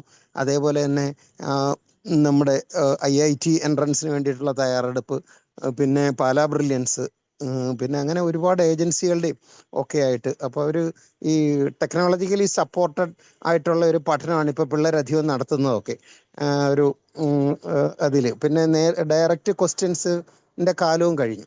ഡയറക്റ്റ് ക്വസ്റ്റ്യൻസിൻ്റെ കാലം ഒരു 30% ക്വസ്റ്റ്യൻസ് ഒക്കെ ഡയറക്റ്റ് വരുന്നുള്ളൂ. ബാക്കിയൊക്കെ നമ്മൾ ഈ ഒരു നേരത്തെ മുതലുള്ള വായനയും ഭാഷയുടെ ഒരു പ്രയോഗത്തിനുള്ള ഒരു ശക്തി എല്ലാം കൂടെ സ്റ്റേറ്റ് സിലബസിൻ്റെ കാര്യം ഞാൻ വിട്ടുകളയുകയാണ്. സ്റ്റേറ്റ് സിലബസിൽ നമ്മൾ അറ്റംപ്റ്റ് ചെയ്യുകയൊക്കെ ചെയ്ത കുട്ടികളെ തീരെ സ്ട്രെസ്ഡ് ആവരുത് എന്ന് ഗവൺമെൻറ്റിന് നിർബന്ധമുള്ളത് കൊണ്ട് നമ്മുടെ എഡ്യൂക്കേഷൻ സെക്രട്ടറി പറഞ്ഞ പോലെ പേരറിയാത്തവർ പോലും പാസ്സായി പോകുന്നൊരു കാലമായതുകൊണ്ട്. പക്ഷേ നമ്മളിപ്പോൾ അപാരമായൊരു കോമ്പറ്റീഷൻ്റെ മേഖലയിലേക്ക് പിള്ളേരെ കോമ്പറ്റീറ്റീവ് മെൻറ്റാലിറ്റി വളർത്തിയെടുക്കുന്ന രീതിയിൽ വിദ്യാഭ്യാസം പോയാൽ മാത്രമേ കഴിയുള്ളൂ. ഇപ്പോൾ മാർക്കിനൊന്നും വലിയൊരു ഒരു കാര്യമില്ലാത്തൊരു കാലത്തിലേക്ക് മാറിക്കൊണ്ടിരിക്കുകയാണ് നമ്മൾ.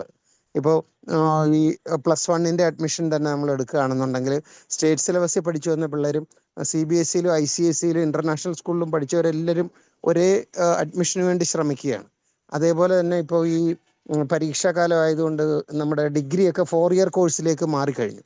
4 ഇയർ ഡിഗ്രി സെമിസ്റ്റർ ആയപ്പോൾ തന്നെ പഴയ മൂരാച്ചികൾ എന്ന് പറയുന്ന ആളുകളൊക്കെ നമ്മളൊക്കെ രക്ഷപ്പെട്ടു എന്ന് പറയാം. നമ്മളൊക്കെ എൻജോയ് ചെയ്തിട്ട് കോളേജുകളിൽ പഠിച്ചിട്ട് അവസാനം നമ്മൾ സ്റ്റഡി ലീവിനൊക്കെ ഇരുന്ന് ആഞ്ഞു പിടിച്ച് പഠിച്ച് നല്ല മാർക്കൊക്കെ വാങ്ങി ജയിച്ചു വന്നു. അതിൻ്റെ കാലം കഴിഞ്ഞു. ഇപ്പോൾ ഒരു കണ്ടിന്യൂസ് കോംപ്രിഹെൻസീവ് ഇവാലുവേഷൻ പോലെ മാറിക്കഴിഞ്ഞിരിക്കുന്നു. അപ്പം നമുക്ക് ഈ ലാസ്റ്റ് മിനിറ്റ് ഓടി ട്രെയിനിൽ കയറുന്നത് പോലെ ഇപ്പോൾ പരീക്ഷകൾക്ക് കയറാൻ കഴിയാത്ത ഒന്നിലേക്ക് പോവുകയാണ്.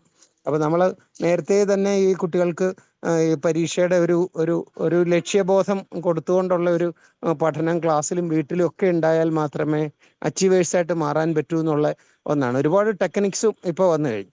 ഒരേ സിലബസ് ഒരേ ടെക്സ്റ്റ് ബുക്ക് വെച്ചിട്ടാണ് നമ്മളിപ്പോൾ ബയോളജിയുടെ ആണെങ്കിൽ തന്നെ ബയോളജി കുട്ടികൾ പഠിക്കുന്നു. സയൻസ് കോമ്പിനേഷൻ അതേ ടെക്സ്റ്റ് ബുക്ക് വെച്ച് തന്നെ പഠിച്ച് പരീക്ഷ എഴുതി മാർക്ക് മേടിക്കുന്നെങ്കിലും ഇപ്പോൾ പാലാ ബ്രില്യൻസിലും അതേപോലെയുള്ള മറ്റ് കോച്ചിങ് സെൻറ്ററുകളിലൊക്കെ ഇത് അതിവേഗത്തിൽ ആൻസർ ചെയ്യാനുള്ള ടെക്നിക്കുകളാണ് പഠിപ്പിച്ചു കൊടുക്കുന്നത്.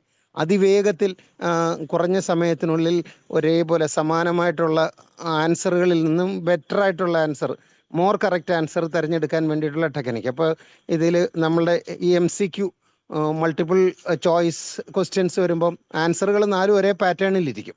ആ ഒരേ പാറ്റേണിലിരിക്കുന്നതിൽ നിന്ന് മികച്ച ആൻസർ തിരഞ്ഞെടുക്കുന്നതിന് വേണ്ടിയിട്ടുള്ള ഒരു സ്കിൽ. അപ്പോൾ പരീക്ഷയുടെ പാറ്റേണുകളൊക്കെ ഒരുപാട് മാറിയപ്പോൾ പിള്ളേർ ഭയങ്കര ബ്രെയിനിയാണ്. നമ്മളെപ്പോലുള്ള മന്ദബുദ്ധികൾ, നമ്മളെപ്പോലെ ഞാൻ ജനറലൈസ് ചെയ്ത് പറഞ്ഞതാണ്. അപ്പോൾ നമ്മളെപ്പോലുള്ള പഴയ മഗപ്പ് ചെയ്ത് ഛർദ്ദിച്ച് വെക്കൽ, മഗ്ഗിങ് വീരന്മാരുടെ കാലമൊക്കെ കഴിഞ്ഞുപോയി. ഇപ്പോൾ എക്സാം പാറ്റേണും അതും ഇതുമൊക്കെ അതിവേഗത്തിൽ മാറിക്കൊണ്ടിരിക്കുകയും പിള്ളേരുടെ ആസ്പിറേഷൻസ് ഒക്കെ വ്യത്യാസമായി വരികയും ചെയ്തു. പേടി തോന്നുന്ന രീതിയിലാണ്. പേടി തോന്നുന്നു പറഞ്ഞാൽ ടീച്ചേഴ്സൊക്കെ അവരുടെ മുന്നിൽ, കുട്ടികളുടെ മുന്നിൽ നിസ്സഹായരായിട്ട് വിഷമിച്ചു പോകുന്ന രീതിയിലുള്ള ഒരു പാറ്റേണിലേക്ക് മാറുകയാണ്. അപ്പം നമ്മൾ ഈ ഒരു support from the parents, support from the teachers, അതേപോലെ തന്നെ കുട്ടികളുടെ പഠനമൊക്കെ മോഡേണൈസ് ചെയ്ത് പോകേണ്ട ഒന്നിലേക്ക് വരികയാണ്. അപ്പോൾ പരീക്ഷകളുടെയൊക്കെ ഒരു തീക്ഷ്ണത ഇപ്പം പോയിട്ടുണ്ട്, കുറഞ്ഞു പോയിട്ടുണ്ട്. കാരണം പെട്ടെന്ന് തയ്യാറെടുത്ത് ചാടി വീഴുകയല്ല. ഇത് പരീക്ഷ നേരത്തെ തന്നെ അറിയാം. മാർച്ച് 3-ാം തീയതി SSLCയുടെ ഹയർ സെക്കൻഡറിയുടെയും പരീക്ഷ തുടങ്ങുകയാണെന്ന് പിള്ളേർക്കെല്ലാം അറിയാം. എങ്കിലും ഈ പരീക്ഷ പനിയിലേക്ക്, ചൂടിലേക്ക് അവരെ പിടിച്ച് കയറ്റുന്നതിന് വേണ്ടിയിട്ട് ഉള്ള ഒരു ഇത്തിരി പേടിയൊക്കെ നല്ലതാണെന്നാണ് എൻ്റെ അഭിപ്രായം. പക്ഷേ ടെക്നിക്സ് ഒരുപാട് സാറ് പറഞ്ഞ പോലെ നമ്മുടെ വിബ്ജിയോർ പോലെയും അതേപോലെ ഓരോന്നും ഈ വിഷ്വലൈസ് ചെയ്ത് കാണാനും ഒക്കെ ആയിട്ടുള്ള രീതിയിൽ അതിവേഗം ഉത്തരങ്ങൾ പുറത്തെടുത്ത് പോകാൻ വേണ്ടിയിട്ടുള്ള പരിശീലനം കിട്ടിയാലേ കുട്ടികളിപ്പം ഈ മിടുക്കർ തമ്മിലുള്ള വലിയ മത്സരം നടക്കുന്ന ഒരു കാലമാണ്. അപ്പോൾ നമ്മൾ ഇതിൻ്റെ ഇമ്പോർട്ടൻസ് നമുക്കത് പറഞ്ഞ് മനസ്സിലാക്കി കൊടുക്കണം. നേരത്തെ തന്നെ നമ്മുടെ ഒരു സെഷനിൽ സാർ ഒരു പ്രസൻറ്റേഷൻ നടത്തിയതിൽ ഐ ലവ് ദി എക്സാം എന്നും പറഞ്ഞിട്ട് ആ എക്സാമിനെ പ്രണയിക്കാൻ വേണ്ടിയിട്ടുള്ള ഒരു മനസ്ഥിതിയിലേക്ക് ഇവരെ കൊണ്ടുവരുന്നത് വളരെ പ്രധാനമാണെന്ന് എനിക്ക് തോന്നുന്നു. വെറുത്തുകൊണ്ടും ശപിച്ചുകൊണ്ടും ഒക്കെ. ഒന്നാമത് ഉത്സവകാലം, പിള്ളേർക്ക് ഒരുപാട് ഡിസ്ട്രാക്ഷൻ. വീടിന് ചുറ്റും എൻ്റെ വീടിന് ചുറ്റും തന്നെ ഇപ്പോൾ 2 ഉത്സവം നടക്കുക. ഭയങ്കരമായിട്ട് മൈക്കുകൾ അലറി വിളിച്ചുകൊണ്ടിരിക്കുകയാണ്. കുട്ടികൾ പഠിക്കുന്നവർക്ക് അത് കഴിയുന്നില്ല. അതേപോലെ കഠിന വേനലും വെയിലുമാണ്. പകലൊക്കെ എന്ന് പറഞ്ഞാൽ വിയർത്ത് കുളിച്ച് വീട്ടിനുള്ളിൽ ഇപ്പോൾ AC എന്നുള്ള എല്ലാ വീടുകളും ഉണ്ടാവില്ലല്ലോ. പിള്ളേർ ആകെ ഭയങ്കരമായിട്ട്.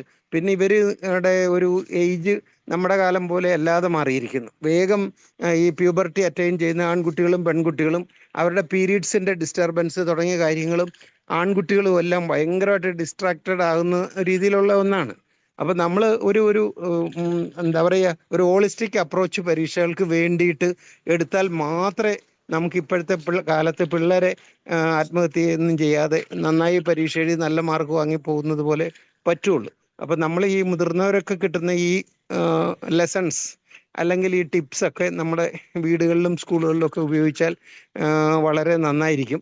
സാറ് ഇങ്ങനെ പറഞ്ഞത് ജനറലൈസ് ചെയ്ത് നല്ല പോയിന്റ്സാണ് പറഞ്ഞത്. അത് ഒക്കെ നമ്മളെപ്പോലുള്ള മെച്യൂർഡ് ആയിട്ടുള്ള ആൾക്കാർക്ക് അത് പ്രയോജനകരമായിരിക്കും. അത് കുറേ കൂടെ ഫോക്കസ്ഡ് ആയിട്ട് സ്പിയർ ഹെഡ് ചെയ്തിട്ട് സാറ് ഒന്നുകൂടെ അവതരിപ്പിക്കുമ്പോൾ ശ്രദ്ധിക്കണേന്ന് എനിക്കൊരു അപേക്ഷയുണ്ട്. പോയിന്റ്സൊക്കെ ഗംഭീരമായി, പക്ഷെ അത് ഒരു ഞാൻ സർ പറയുന്നുണ്ടെന്ന് വിചാരിക്കരുത്. കുറേ കൂടെ അത് പോയിന്റഡ് ആവണമായിരുന്നു, ഷാർപ്പ് ആവണമായിരുന്നു.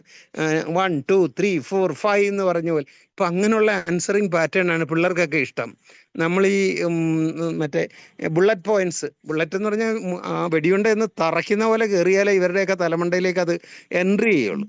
അപ്പോൾ അങ്ങനെയുള്ള ഒരു അവതരണം കൂടെ ഞാൻ പ്രതീക്ഷിച്ചിരുന്നു. എന്നാലും കുറേ ഇൻഫർമേറ്റീവ് ആയിരുന്നു സർ. Thank you. അതായത് സാറ് ഒരു എഡ്യൂക്കേഷൻ ഇൻസ്റ്റിറ്റ്യൂഷൻ്റെ ഹെഡ് എന്നുള്ള രീതിയിൽ ഇതിനെ നോക്കിക്കാണുന്നു. ഞാൻ നോക്കിക്കാണുന്നത് അങ്ങനെയല്ല. എൻ്റെ മുന്നിലേക്ക് ദിവസം വഴി വരുന്ന പേരൻസും കുട്ടികളുമായിട്ട് സംവേദിക്കുന്നതിൻ്റെ റിസൾട്ടാണ് ഞാൻ പറഞ്ഞത്. കാര്യം അവരെല്ലാവരും ഒന്നും പഠിക്കുന്ന, സാറ് പറഞ്ഞതുപോലെ ടക്ക് ടക്ക് ടക്ക് എന്ന് പറഞ്ഞ് പഠിക്കുന്നവരല്ല. പഠിത്തത്തെ തന്നെ ഭയപ്പെടുന്നവരും പഠിക്കാൻ ഇരിക്കാൻ പറ്റാത്തവരും സ്കൂളിൽ പോകാൻ താല്പര്യമില്ലാത്തവരും ഒക്കെയാണ് ഇതിനകത്ത് വരുന്നത്. അതാണ് നമ്മുടെ കേരളത്തിലെ സ്റ്റുഡൻസിൻ്റെ മെജോറിറ്റി എന്നാണ് ഞാൻ വിചാരിക്കുന്നത്. എനിക്കറിയത്തില്ല, ഒരു ലിമിറ്റഡ് ഫ്യൂ മാത്രമേ ഉള്ളൂ ഹൈലി ക്വാളിഫൈഡ് ആയിട്ട്. ഇപ്പം ഈ എൻട്രൻസിനൊക്കെ പാസ്സാകുന്ന കുട്ടികൾ എന്നോട് പറയാറുണ്ട്, അവർക്ക് പല പേജിൻ്റെയും പിക്ചർ അവരുടെ മനസ്സിൽ വരും. അതായത് പേജ് ഇന്ന പേജിലാണ് സർ, 136 പേജിലുണ്ട്, that page I can see എന്ന് പറയുന്ന കുട്ടികളുണ്ട്. അവർക്കൊക്കെയാണ് എൻട്രൻസ് ഒക്കെ കിട്ടുന്നത്, അല്ലെങ്കിൽ IAS ഒക്കെ കിട്ടുന്നത്. അപ്പൊ ഇതിന് വളരെ ബേസിക് ആയിട്ട് വളരെ സ്ട്രക്ചേർഡ് ആയിട്ട് പഠിക്കാതെ ഒരു ഹയർ ലെവലിൽ ഉള്ള ടെക്നിക്സ് മാത്രം ഉപയോഗിച്ച് കഴിഞ്ഞാൽ പറ്റുമോ? ഇത് ശരിക്കും ഉള്ളിലേക്ക് കയറാനുള്ള കാര്യങ്ങൾ ആ കുട്ടികളെ ബേസ് കറക്റ്റ് ആക്കണ്ടേ? കാര്യം ഇത് എൻ്റെ മുന്നിൽ വരുന്നത് ഈ പറഞ്ഞതുപോലെ കുറച്ചുകൂടി പ്രയാസമുള്ള കുട്ടികളാണ്. എൻട്രൻസിനെ വിട്ട് വിഷമിച്ച് വരുന്നവർ, സങ്കടപ്പെട്ട് വരുന്നവർ. അപ്പോൾ അവരെയൊക്കെ ഒന്ന് സപ്പോർട്ട് ചെയ്ത് കൊടുക്കുക. 8ാം ക്ലാസ്സിൽ പഠിക്കുന്നു, 10ാം ക്ലാസ്സിൽ പഠിക്കുന്നു, കോളേജിൽ പഠിക്കുന്നു, എന്തിനാ പഠിക്കുന്നതെന്ന് അറിയത്തില്ല എന്ന് പറയുന്ന പേരൻസിന്റെ ഇഷ്ടത്തിന്റെ ആ ഒരു തലത്തിൽ കയറി പോകുന്ന സാഹചര്യങ്ങൾ കൂടുതൽ പാഷനേറ്റ് ആയിട്ട് പഠിക്കാൻ പറ്റുന്നില്ല. അതെ അതെ അതെ അതെ. അപ്പോൾ നമ്മൾ അതുകൊണ്ട് എൻ്റെ കാഴ്ചയിൽ വരുന്ന, എന്നെ കാണാനെത്തുന്ന ആളുകളുടെ ഒരു പെർസ്പെക്റ്റീവിലാണ് ഞാനിത് പ്രസന്റ് ചെയ്തത്. നമ്മൾ സ്റ്റാർട്ട് ചെയ്ത് തുടങ്ങിയപ്പോൾ തന്നെ പേരൻസിനെ എങ്ങനെ മാനേജ് ചെയ്യാം എന്നുള്ള ഒരു കോൺസെപ്റ്റാണ് ഞാൻ സാറോട് സംസാരിച്ചത്. അപ്പൊ ആ ഒരു കോൺടെക്സ്റ്റിലാണ് സാർ അത് പറഞ്ഞത്. മാത്രമല്ല ഇത് കുട്ടികൾക്കല്ലല്ലോ, ഇപ്പൊ നമ്മള് ഒരു ജനറലൈസ്ഡ് ഫോമാണല്ലോ. ഒരു കുട്ടികൾക്ക് ക്ലാസ് എടുക്കുന്നത് ഞാൻ പറഞ്ഞു കഴിഞ്ഞാൽ ഓൺലൈൻ 2023 ഏതോ ഒരു 10ഓളം ക്ലാസ്സുകൾ ഞാൻ കുട്ടികൾക്ക് ഓരോരുത്തരെയും മറ്റേ സെക്ഷൻ തിരിച്ചിട്ട് 9 ക്ലാസ് 10 ക്ലാസ് 11 ക്ലാസ് എന്നൊക്കെ പറഞ്ഞിട്ട് അങ്ങനെ എടുത്തിട്ടുണ്ടായിരുന്നു. അപ്പോൾ അതിനൊക്കെ അതിൻ്റെതായിട്ടുള്ള ആ ലെവൽ വ്യത്യാസപ്പെടും. ഇത് എല്ലാവരെയും ബാധിക്കുന്ന രീതിയിൽ 65-50 വയസ്സുള്ള ആളുകളോട് സംസാരിക്കണം എന്ന് പറയുമ്പോഴത്തേക്കുള്ള ബുദ്ധിമുട്ട്. അത് സാറേ, ശരിക്കും പേരൻസിന്റെ പേടിയാണ് കൂടുതലായിട്ടും കുട്ടികളിലേക്ക് ട്രാൻസ്ഫർ ചെയ്യപ്പെടുന്നത്. അതൊരു വലിയൊരു ഇഷ്യൂ ആണ്, ചെറിയൊരു ഇഷ്യൂ അല്ല. പക്ഷെ അത്ര കോൺഫിഡൻസ് ഉള്ള പേരൻസിന്റെ ഒരു മനോഭാവം ഉണ്ടാകണം. അതെ അതാണ് ഏറ്റവും, അതുകൊണ്ടാണ് ഈ ലോ എഫേർട്ട് എന്നുള്ള ഉദ്ദേശിച്ചത്. ഹൈ സൈക്കോസോമാറ്റിക് ആയിട്ടുള്ള ഒരു അസുഖം വന്ന ഒരു കുട്ടിക്ക് ടെക്നിക്സ് അല്ല വേണ്ടത്, അയാളെ മാനസികമായിട്ട് സപ്പോർട്ട് ചെയ്ത് ഉയർത്തുക എന്നുള്ളത് വളരെ ശ്രമകരമായ ജോലിയാണ്. ചെയ്യാൻ വളരെ കപ്പാസിറ്റി ഉള്ള ആളുകൾക്ക് വളരെ എളുപ്പം ചെയ്യാൻ പറ്റുന്ന ഒരു കാര്യവുമാണ്. അപ്പോൾ ആ ലെവലിൽ നിങ്ങൾ പറയത്തില്ലേ, മാതാപിതാക്കള് ആരെങ്കിലും, ഞാനിങ്ങനെ ചോദിക്കുക, ഞാനൊക്കെ എക്സ്പീരിയൻസ് ചെയ്യാറുണ്ട്, നിങ്ങൾ ഒരു വിഷയത്തിനൊന്ന് തോറ്റിട്ട് വരാമോ എന്നൊന്ന് ചോദിക്കാൻ ധൈര്യമുള്ള മാതാപിതാക്കളുണ്ടോ? അല്ല, ഞാൻ കറക്റ്റ് ഒരു വിഷയം ഞാൻ തോറ്റിട്ട് വരും, നമുക്ക് ആസ്വദിക്കാം, ആഘോഷിക്കാം എന്ന് പറയുന്ന മൈൻഡ് സെറ്റുള്ള ഒരു മാതാപിതാക്കൾ ഉണ്ടെങ്കിൽ, അല്ലെങ്കിൽ അങ്ങനത്തെ മാതാപിതാക്കൾ ഉണ്ടെങ്കിൽ പിള്ളേർ കോൺഫിഡൻസോട് കൂടി പൊക്കോളും. അപ്പം അങ്ങനത്തെ ആ ഒരു മൈൻഡ് സെറ്റ് മാറ്റുക, അതാണ് സാറ് പറഞ്ഞതിൻ്റെ ആ പ്രധാനപ്പെട്ട പോയിന്റും അത് തന്നെയാണ്. ഇതെങ്ങനെ ഐ ക്യാൻ വിൻ എന്ന് കാണിച്ചു കൊടുക്കുന്ന ഒരു തരം വേണം. ഏറ്റവും ബേസിക് ആയിട്ടുള്ള തലം എന്ന് പറഞ്ഞാൽ അത് തന്നെയാണ്. അതിനുശേഷമല്ലേ ബാക്കി കാര്യങ്ങൾ. ഇപ്പം എന്തും എന്നിൽ കൂടെ നടക്കും എന്ന് പറയുന്നത്. ഓക്കെ, വേറെ ഇനി ആരുള്ള? വത്സമ്മ മാം കേൾക്കുന്നുണ്ടോ? വത്സമ്മ മാം കേൾക്കുന്നുണ്ട് സാറേ. പറയുന്നു. സാറിന്റെ ഇന്നത്തെ ക്ലാസ് പ്രധാനമായും പേരൻസിനും കൗൺസിലേഴ്സിനും വേണ്ടി തന്നെയായിരുന്നു. നമ്മുടെ കൗൺസിലേഴ്സിന്റെ അടുത്ത് എങ്ങനെ ഒരു കുട്ടി വന്നാൽ കൈകാര്യം ചെയ്യാമെന്നുള്ളതായിരുന്നു. അത് കൂടുതൽ പ്രയോജനകരമായിട്ടായിട്ടാണ് എനിക്ക് തോന്നുന്നത്. ചിന്തകളെ എങ്ങനെ മാനേജ് ചെയ്യാമെന്നും പിടിച്ചു നിർത്താമെന്നും എങ്ങനെ അലർട്ടായിട്ടിരിക്കാമെന്നും സ്പേസ്, തോട്ട് മാനേജ്മെന്റ്, ഇതെല്ലാം സാറ് ഭംഗിയായിട്ട് പറഞ്ഞു. അതുപോലെ തന്നെ നമ്മുടെ ചിന്തകളെ സ്റ്റോപ്പ് ചെയ്യണം എന്നുള്ളത്, അത് പലപ്പോഴും കുട്ടികളിൽ സംഭവിക്കുന്നത് തന്നെയാണ്. മടി, അവനവിടെ ഗോൾ സെറ്റ് ചെയ്യാൻ സാധിക്കുന്നില്ല. അതൊക്കെയാണ് ഇന്ന് കണ്ടുകൊണ്ടിരിക്കുന്ന പ്രധാനപ്പെട്ട പോയിന്റ്സുകൾ. പിന്നെ law of attraction 3D 4D 5D എന്ന് പറഞ്ഞ കേസിൽ അങ്ങനെ മാനേജ് ചെയ്യാൻ പഠിപ്പിക്കുന്നത് കുറെ കൂടെ ബെറ്റർ ആയിരിക്കും. അതൊരു നല്ല കൺസെപ്റ്റാണ് സാറിൻ്റെ കയ്യിൽ നിന്ന് കിട്ടിയത്. കോർ ബിലീഫ്സ് വേണം എന്നുള്ളത് ഒക്കെ ഭംഗിയായിട്ട് അവതരിപ്പിച്ചു. ഇത് കുട്ടികളെ ഉദ്ദേശിച്ചല്ല പറഞ്ഞത്, കൗൺസിലേഴ്സിന്റെ മുമ്പിലേക്ക് വരുന്ന ക്ലയൻസിനെ എങ്ങനെ മാനേജ് ചെയ്യാമെന്നുള്ള രീതിയിലാണ് പറഞ്ഞതെന്ന് എനിക്ക് തോന്നുന്നു. അത് എനിക്ക് വളരെ സന്തോഷമായിരുന്നു. നല്ലൊരു എഫേർട്ടാണ് സാർ ചെയ്തത്. Thank you sir. Thank you വത്സമാൻ.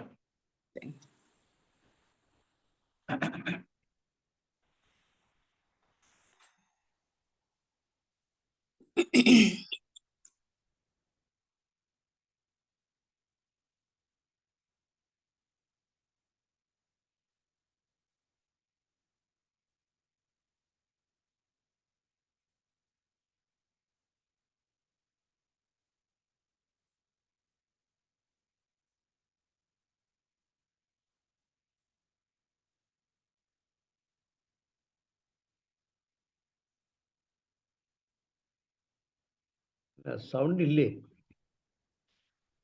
Hello,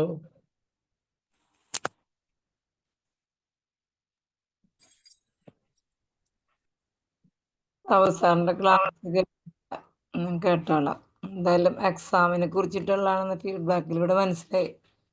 അപ്പൊ എക്സാം കുട്ടികളെക്കാളും കഷ്ടം ഞാൻ കാണുന്ന രക്ഷിതാക്കൾക്കാണ്, പലർക്കും. പ്രത്യേകിച്ച് അധ്യാപകരും അതിൽ തീരെ മോശക്കാരൊന്നുമല്ല. കാരണം ആ സമയത്ത് ക്ലാസ്സിലെ കുട്ടികളെ അവിടെ ഇട്ടിട്ട് ലീവ് എടുത്ത് കളയും. പകരം ചിലപ്പോൾ നല്ല അധ്യാപകരാണ് ആരിലും നല്ലൊരാളെ കണ്ടുപിടിച്ച് അവിടെ പകരം വെക്കും. ചില അധ്യാപകർ ക്ലാസ് കൂട്ടിയിടും. അപ്പൊ അവനാന്റെ എക്സാമിന് വേണ്ടി ലീവ് എടുക്കുന്നതൊക്കെ നല്ലതാണ്. പക്ഷെ അതിനൊരു ബദൽ സംവിധാനം പലരും വെക്കും, അല്ലാത്തവരും ഉണ്ട്. അപ്പൊ കുട്ടികളെ ഹെൽപ്പ് ചെയ്യുന്നേക്കാൾ കൂടുതൽ ടോക്സിക് ആക്കണവരുണ്ട്. കാരണം ഇവരെ സ്ട്രെസ് മൊത്തം അവരെ സഫോക്കേഷൻ ഉണ്ടാക്കി വെക്കും. അല്ലാതെ ഹെൽപ്പ് ചെയ്യണവരുണ്ട്, കിട്ടാത്തത് മാത്രം. അപ്പോൾ രക്ഷിതാക്കൾക്കും നല്ലൊരു ബോധവൽക്കരണം കുട്ടികളെക്കാളും ഉപരി വേണമെന്നാണ് പലപ്പോഴും തോന്നാറ്. എനിക്കും പണ്ടുണ്ടായിരുന്നു ആ തിലകൻ്റെ ഒരു സ്വഭാവം ഉണ്ടായിരുന്നു, ചാക്കോ മാഷ. അപ്പോൾ ആദ്യത്തെ കുട്ടിയോട് കുറച്ച് എൻ്റെ ഒരു സ്വഭാവം ഉണ്ടായിരുന്നു, ഫസ്റ്റ് പേജ് കുട്ടികളോടും. അപ്പം അതിന് മടി വന്നപ്പോൾ എൻ്റെ സ്വഭാവം പാടെ ഞാൻ മാറ്റി. എൻ്റെ എല്ലാ രീതിയും ഞാൻ മാറ്റിയോടുകൂടി എല്ലാ പ്രശ്നവും അടുത്തവർക്കൊക്കെ പഠിക്കാൻ പറയാതെ തന്നെ പഠിക്കാതിരിക്കുന്ന സംവിധാനത്തിലേക്ക് വന്ന പിള്ളേർ. അപ്പോൾ ഓരോ എക്സാമും ഈ സ്റ്റെപ്പ് വൈസായി അങ്ങനെ കടന്നു വരികയാണ് ഇപ്പോൾ. അപ്പോൾ ഈ എന്താ പറയാ, ഇപ്പൊ എം സിക്കും ഉണ്ട് അല്ലെ, മൾട്ടിപ്പിൾ ചോയ്സ് ക്വസ്റ്റ്യൻസ് ഉണ്ട്, ഫില്ലപ്പ് ദ ബ്ലാങ്ക്സ് ഉണ്ട്, പല രീതിയിൽ 29 ക്വസ്റ്റ്യനൊക്കെ NIOSന് ഈ വൺ വേർഡാണ്. ഇപ്പൊ ഞാൻ ക്വസ്റ്റ്യൻ പേപ്പർ എടുത്ത് നോക്കുമ്പോ അപ്പൊ എക്സാം പാറ്റേൺ കഴിഞ്ഞ കൊല്ലം വീണ്ടും മാറി. അതില് ഈ തുല്യതാ പരീക്ഷയുടെ ഒക്കെ ഞാൻ നോക്കി കുറച്ച് കുട്ടികൾക്ക് പറഞ്ഞു കൊടുക്കാതിരിക്കുമ്പോ.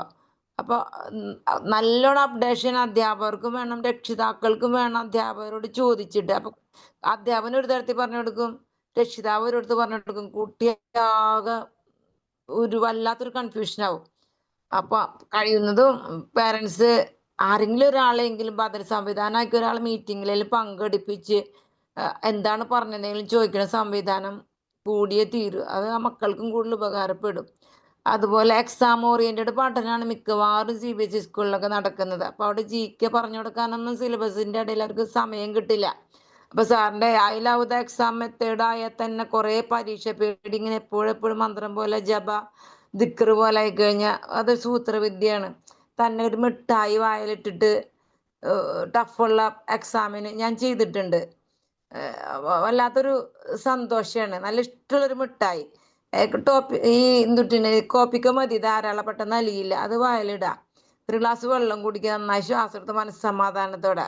ഇത് പരീക്ഷയല്ല, അപ്പൊ ഇത് തോറ്റാല് ചത്തു പോകുന്നില്ലല്ലോ. അപ്പൊ അങ്ങനെ ട്രെയിൻ ചെയ്ത കുട്ടികൾ വളരെ സമാധാനത്തോടെ, ഞാൻ അങ്ങനെ ചെയ്തിട്ടുണ്ട് പലപ്പോഴും. ഇപ്പോൾ അതിൻ്റെ ഇടയിലൊക്കെ ഞാൻ സർവീസുകാരുടെ പരീക്ഷ എഴുതിയതൊക്കെ പരീക്ഷ പേടി കളഞ്ഞത് ഞാൻ ഈ സൂത്രവിദ്യ ഉപയോഗിച്ചിട്ടാണ്.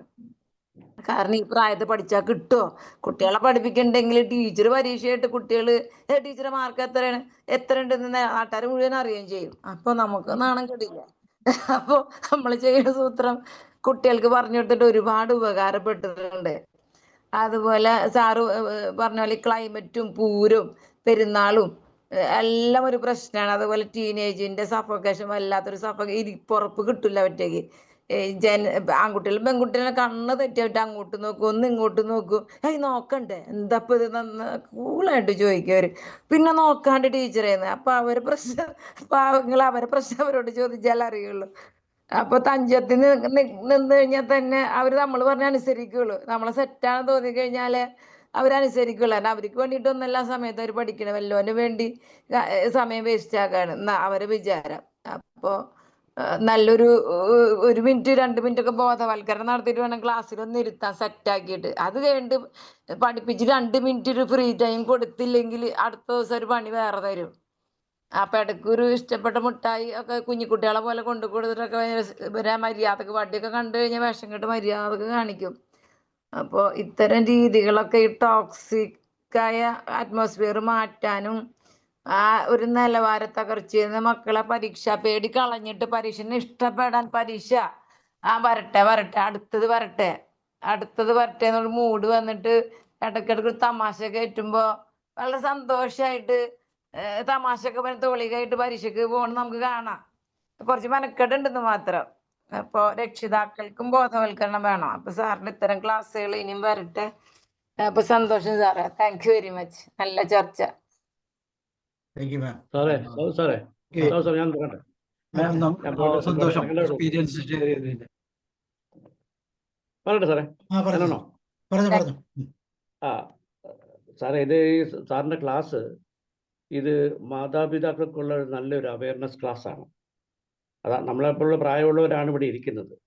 സാറ് ഒരു കാര്യം എടുത്തു പറഞ്ഞു. അതായത് നമ്മൾ പിള്ളേരെ എപ്പോഴും പലതരത്തിൽ കുറ്റപ്പെടുത്തിക്കൊണ്ടിരിക്കുക, നിരുത്സാഹപ്പെടുത്തിക്കൊണ്ടിരിക്കുക. നിനക്ക് അല്ലെങ്കിലും കൊള്ളുകയില്ല, അത് 4 പേരുടെ ഉപയോഗിച്ചും ടീച്ചർമാരുടെ അടുത്ത് ചെന്ന് പറയുകയൊക്കെ ചെയ്യുമ്പോൾ അവരുടെ മനസ്സിനെ ഒന്നും കൂടെ താഴേക്ക് കൊണ്ടുവരികയാണ്. അവർക്ക് പിന്നെ പഠിക്കാനും തോന്നും, ഈ കഴിവില്ല എന്നൊരു തോന്നൽ വരും. അപ്പം അത് തന്നെ ഏറ്റവും അറിവില്ലായ്മയുടെ ഒരു ഭാഗമാണ്. അവർക്കും ശരിയായ രീതിയിലുള്ള ക്ലാസ്സുകൾ തന്നെ വേണ്ടതാണ്. പിന്നെ അവർക്കൊരു ശരിയായിട്ടുള്ള സപ്പോർട്ട് അവരുടെ അധ്യാപകരുടെ ഇതിൽ കിട്ടുന്നില്ല, നമ്മുടെ പേരൻസിൻ്റെ ഭാഗത്തുനിന്നും കിട്ടുന്നില്ലെങ്കിൽ അവരത് മുരടിച്ചു പോകും.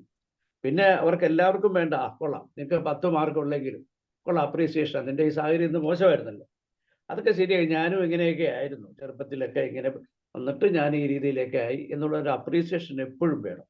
ഈ അപ്രീസിയേഷനും ഈ കുട്ടികൾക്ക് വേണ്ടതാണ്. അവരെ നിരുത്സാഹപ്പെടുത്തരുത്, അവരെ ഇങ്ങനെ ശാപവാക്കുകൾ പറയരുത്, അവരുടെ നെഗറ്റീവുകൾ ഒന്നും തന്നെ പറയരുത്. അതുപോലെ അവർക്ക് നല്ല പോസിറ്റീവ് ചിന്തകൾ കൊടുക്കുക, നല്ല പോസിറ്റീവ് വിശ്വാസങ്ങളെല്ലാം അവർക്ക് കൊടുത്തുകൊണ്ടിരിക്കുക, ധൈര്യം കൊടുക്കുക, എപ്പോഴും സപ്പോർട്ട് ചെയ്യുക. അവരുടെ ആകുലതകളും ആശങ്കകളും ഒക്കെ സാറ് പറഞ്ഞിട്ട് മാറ്റിയെടുക്കാൻ വേണ്ടി നമ്മളും അവരോടൊത്ത് നീങ്ങണം.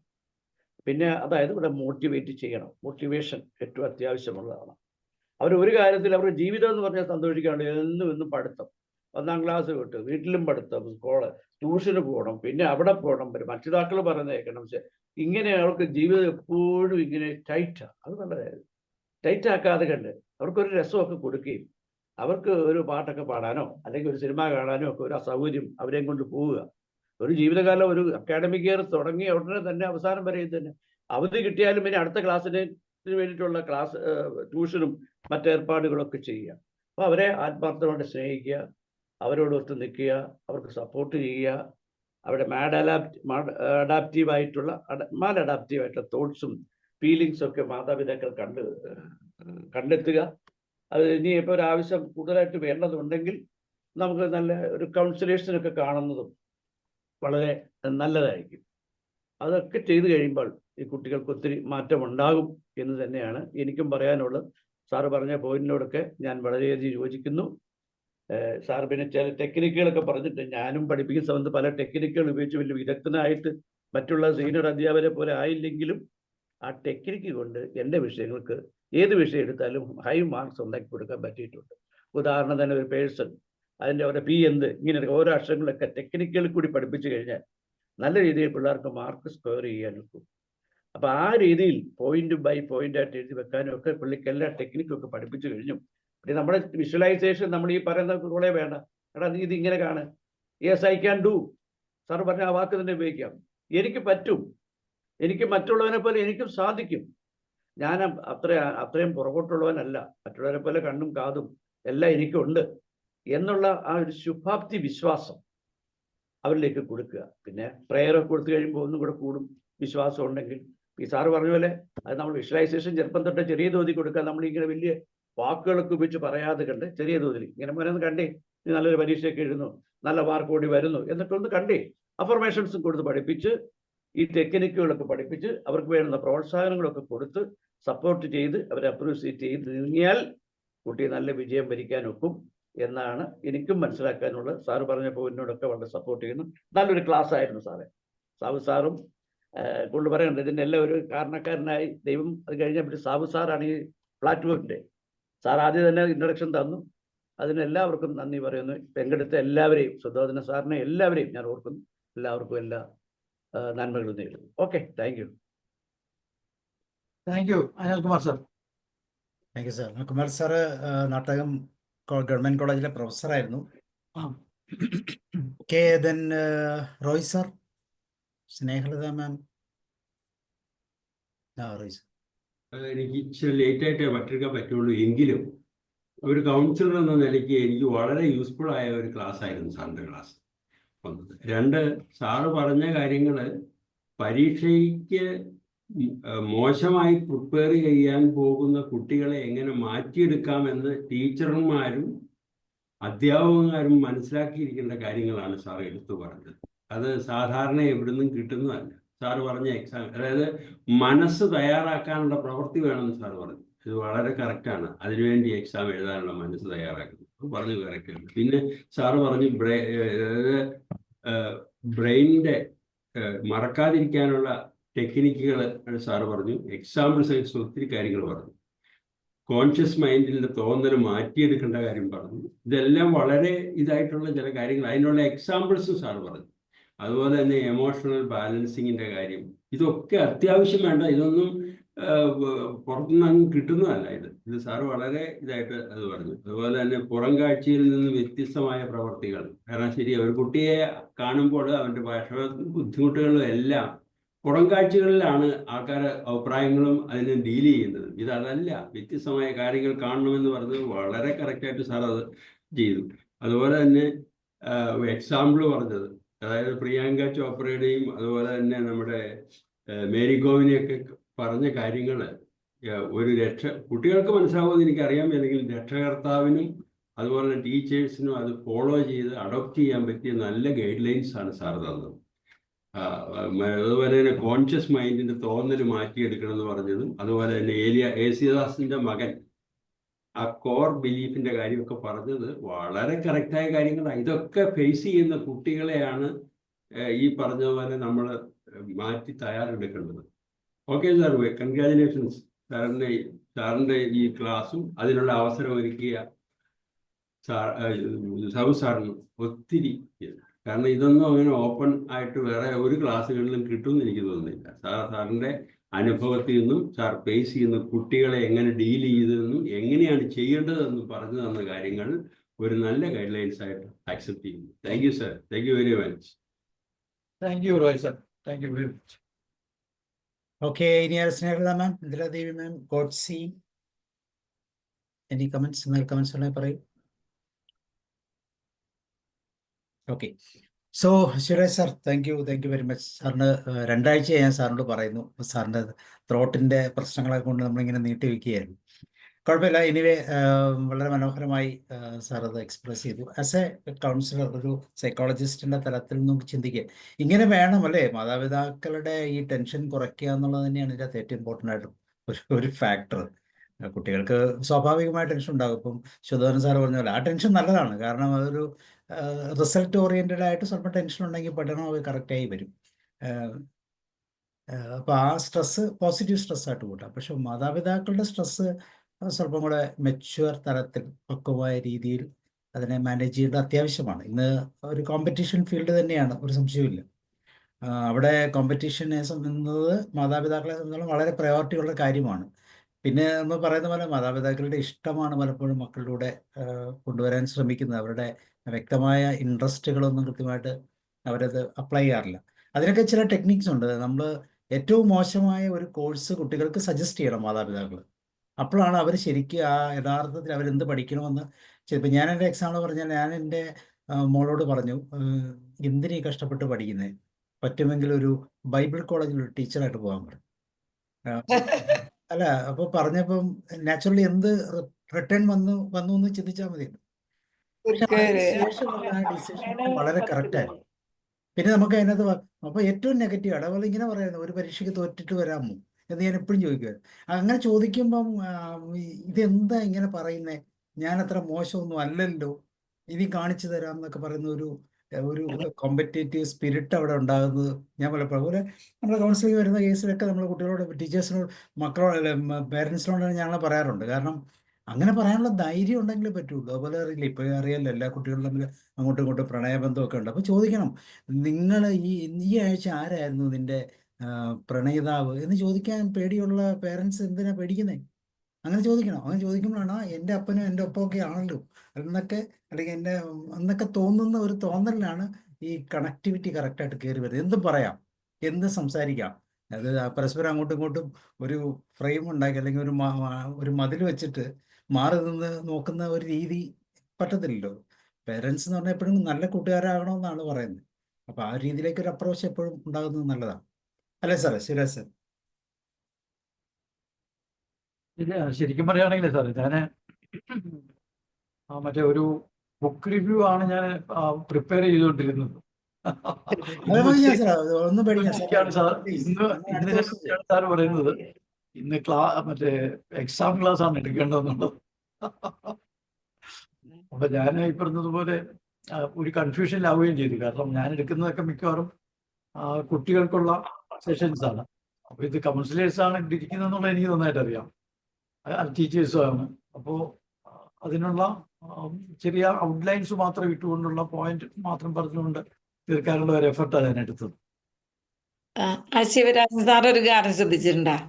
വിദ്യാഭ്യാസമായിട്ട് പിന്നാക്കം നിൽക്കുന്ന രക്ഷിതാക്കൾക്ക് വലിയ ടെൻഷനൊന്നും ഇല്ല, ഭയങ്കര സമാധാനപ്രിയരാ.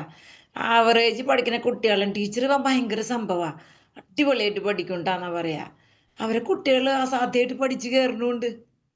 അവര് ഭയങ്കര സ്ട്രെസ് ഫ്രീ ആണ്. കാരണം അവരെക്കാളും വലിയ ലീഡർമാരാണ് അവരെ മുൻപിൽ കുട്ടികൾ. പഠിച്ച ആൾക്കാരാണ് വലിയ പ്രശ്നക്കാര്. അത് എൻ്റെ തോന്നലല്ല, എൻ്റെ അനുഭവമാണ് കേട്ടോ സാറേ. മറ്റൊരു അവിടെയല്ല പ്രശ്നം വരുന്നത്. അപ്പോൾ അവരുടെ ശ്രദ്ധ വേറെ കാര്യങ്ങളിലേക്ക് പോവുകയും അവരെ മറ്റേ നല്ലതോ ചീത്തയോ ആയ മറ്റു കാര്യങ്ങളിൽ ഇടപെടുമ്പോഴത്തേക്കിന് അത് തടയാനൊക്കെ പേരൻസ് ശ്രമിക്കുകയും അവിടെ ദേഷ്യം, വാശി, അനുസരണക്കേട് അതുപോലെയുള്ള മറ്റു വലിയ പ്രശ്നങ്ങളാണ് ഈ പഠിക്കാത്ത കുട്ടികളുടെ ഭാഗത്തുനിന്ന് പേരൻസ് സഹിക്കേണ്ടി വരുന്നത്. അത് ടോട്ടലി ഡിഫറെൻ്റ് ആയിട്ടുള്ള ഒരു പിക്ചറാണ്. അങ്ങനത്തെ ആളുകളുമാണ് ഞങ്ങളൊക്കെ കാണാൻ എപ്പോഴും വരുന്നത്. അപ്പോൾ ഇവരുടെ ഉപദേശിക്കാൻ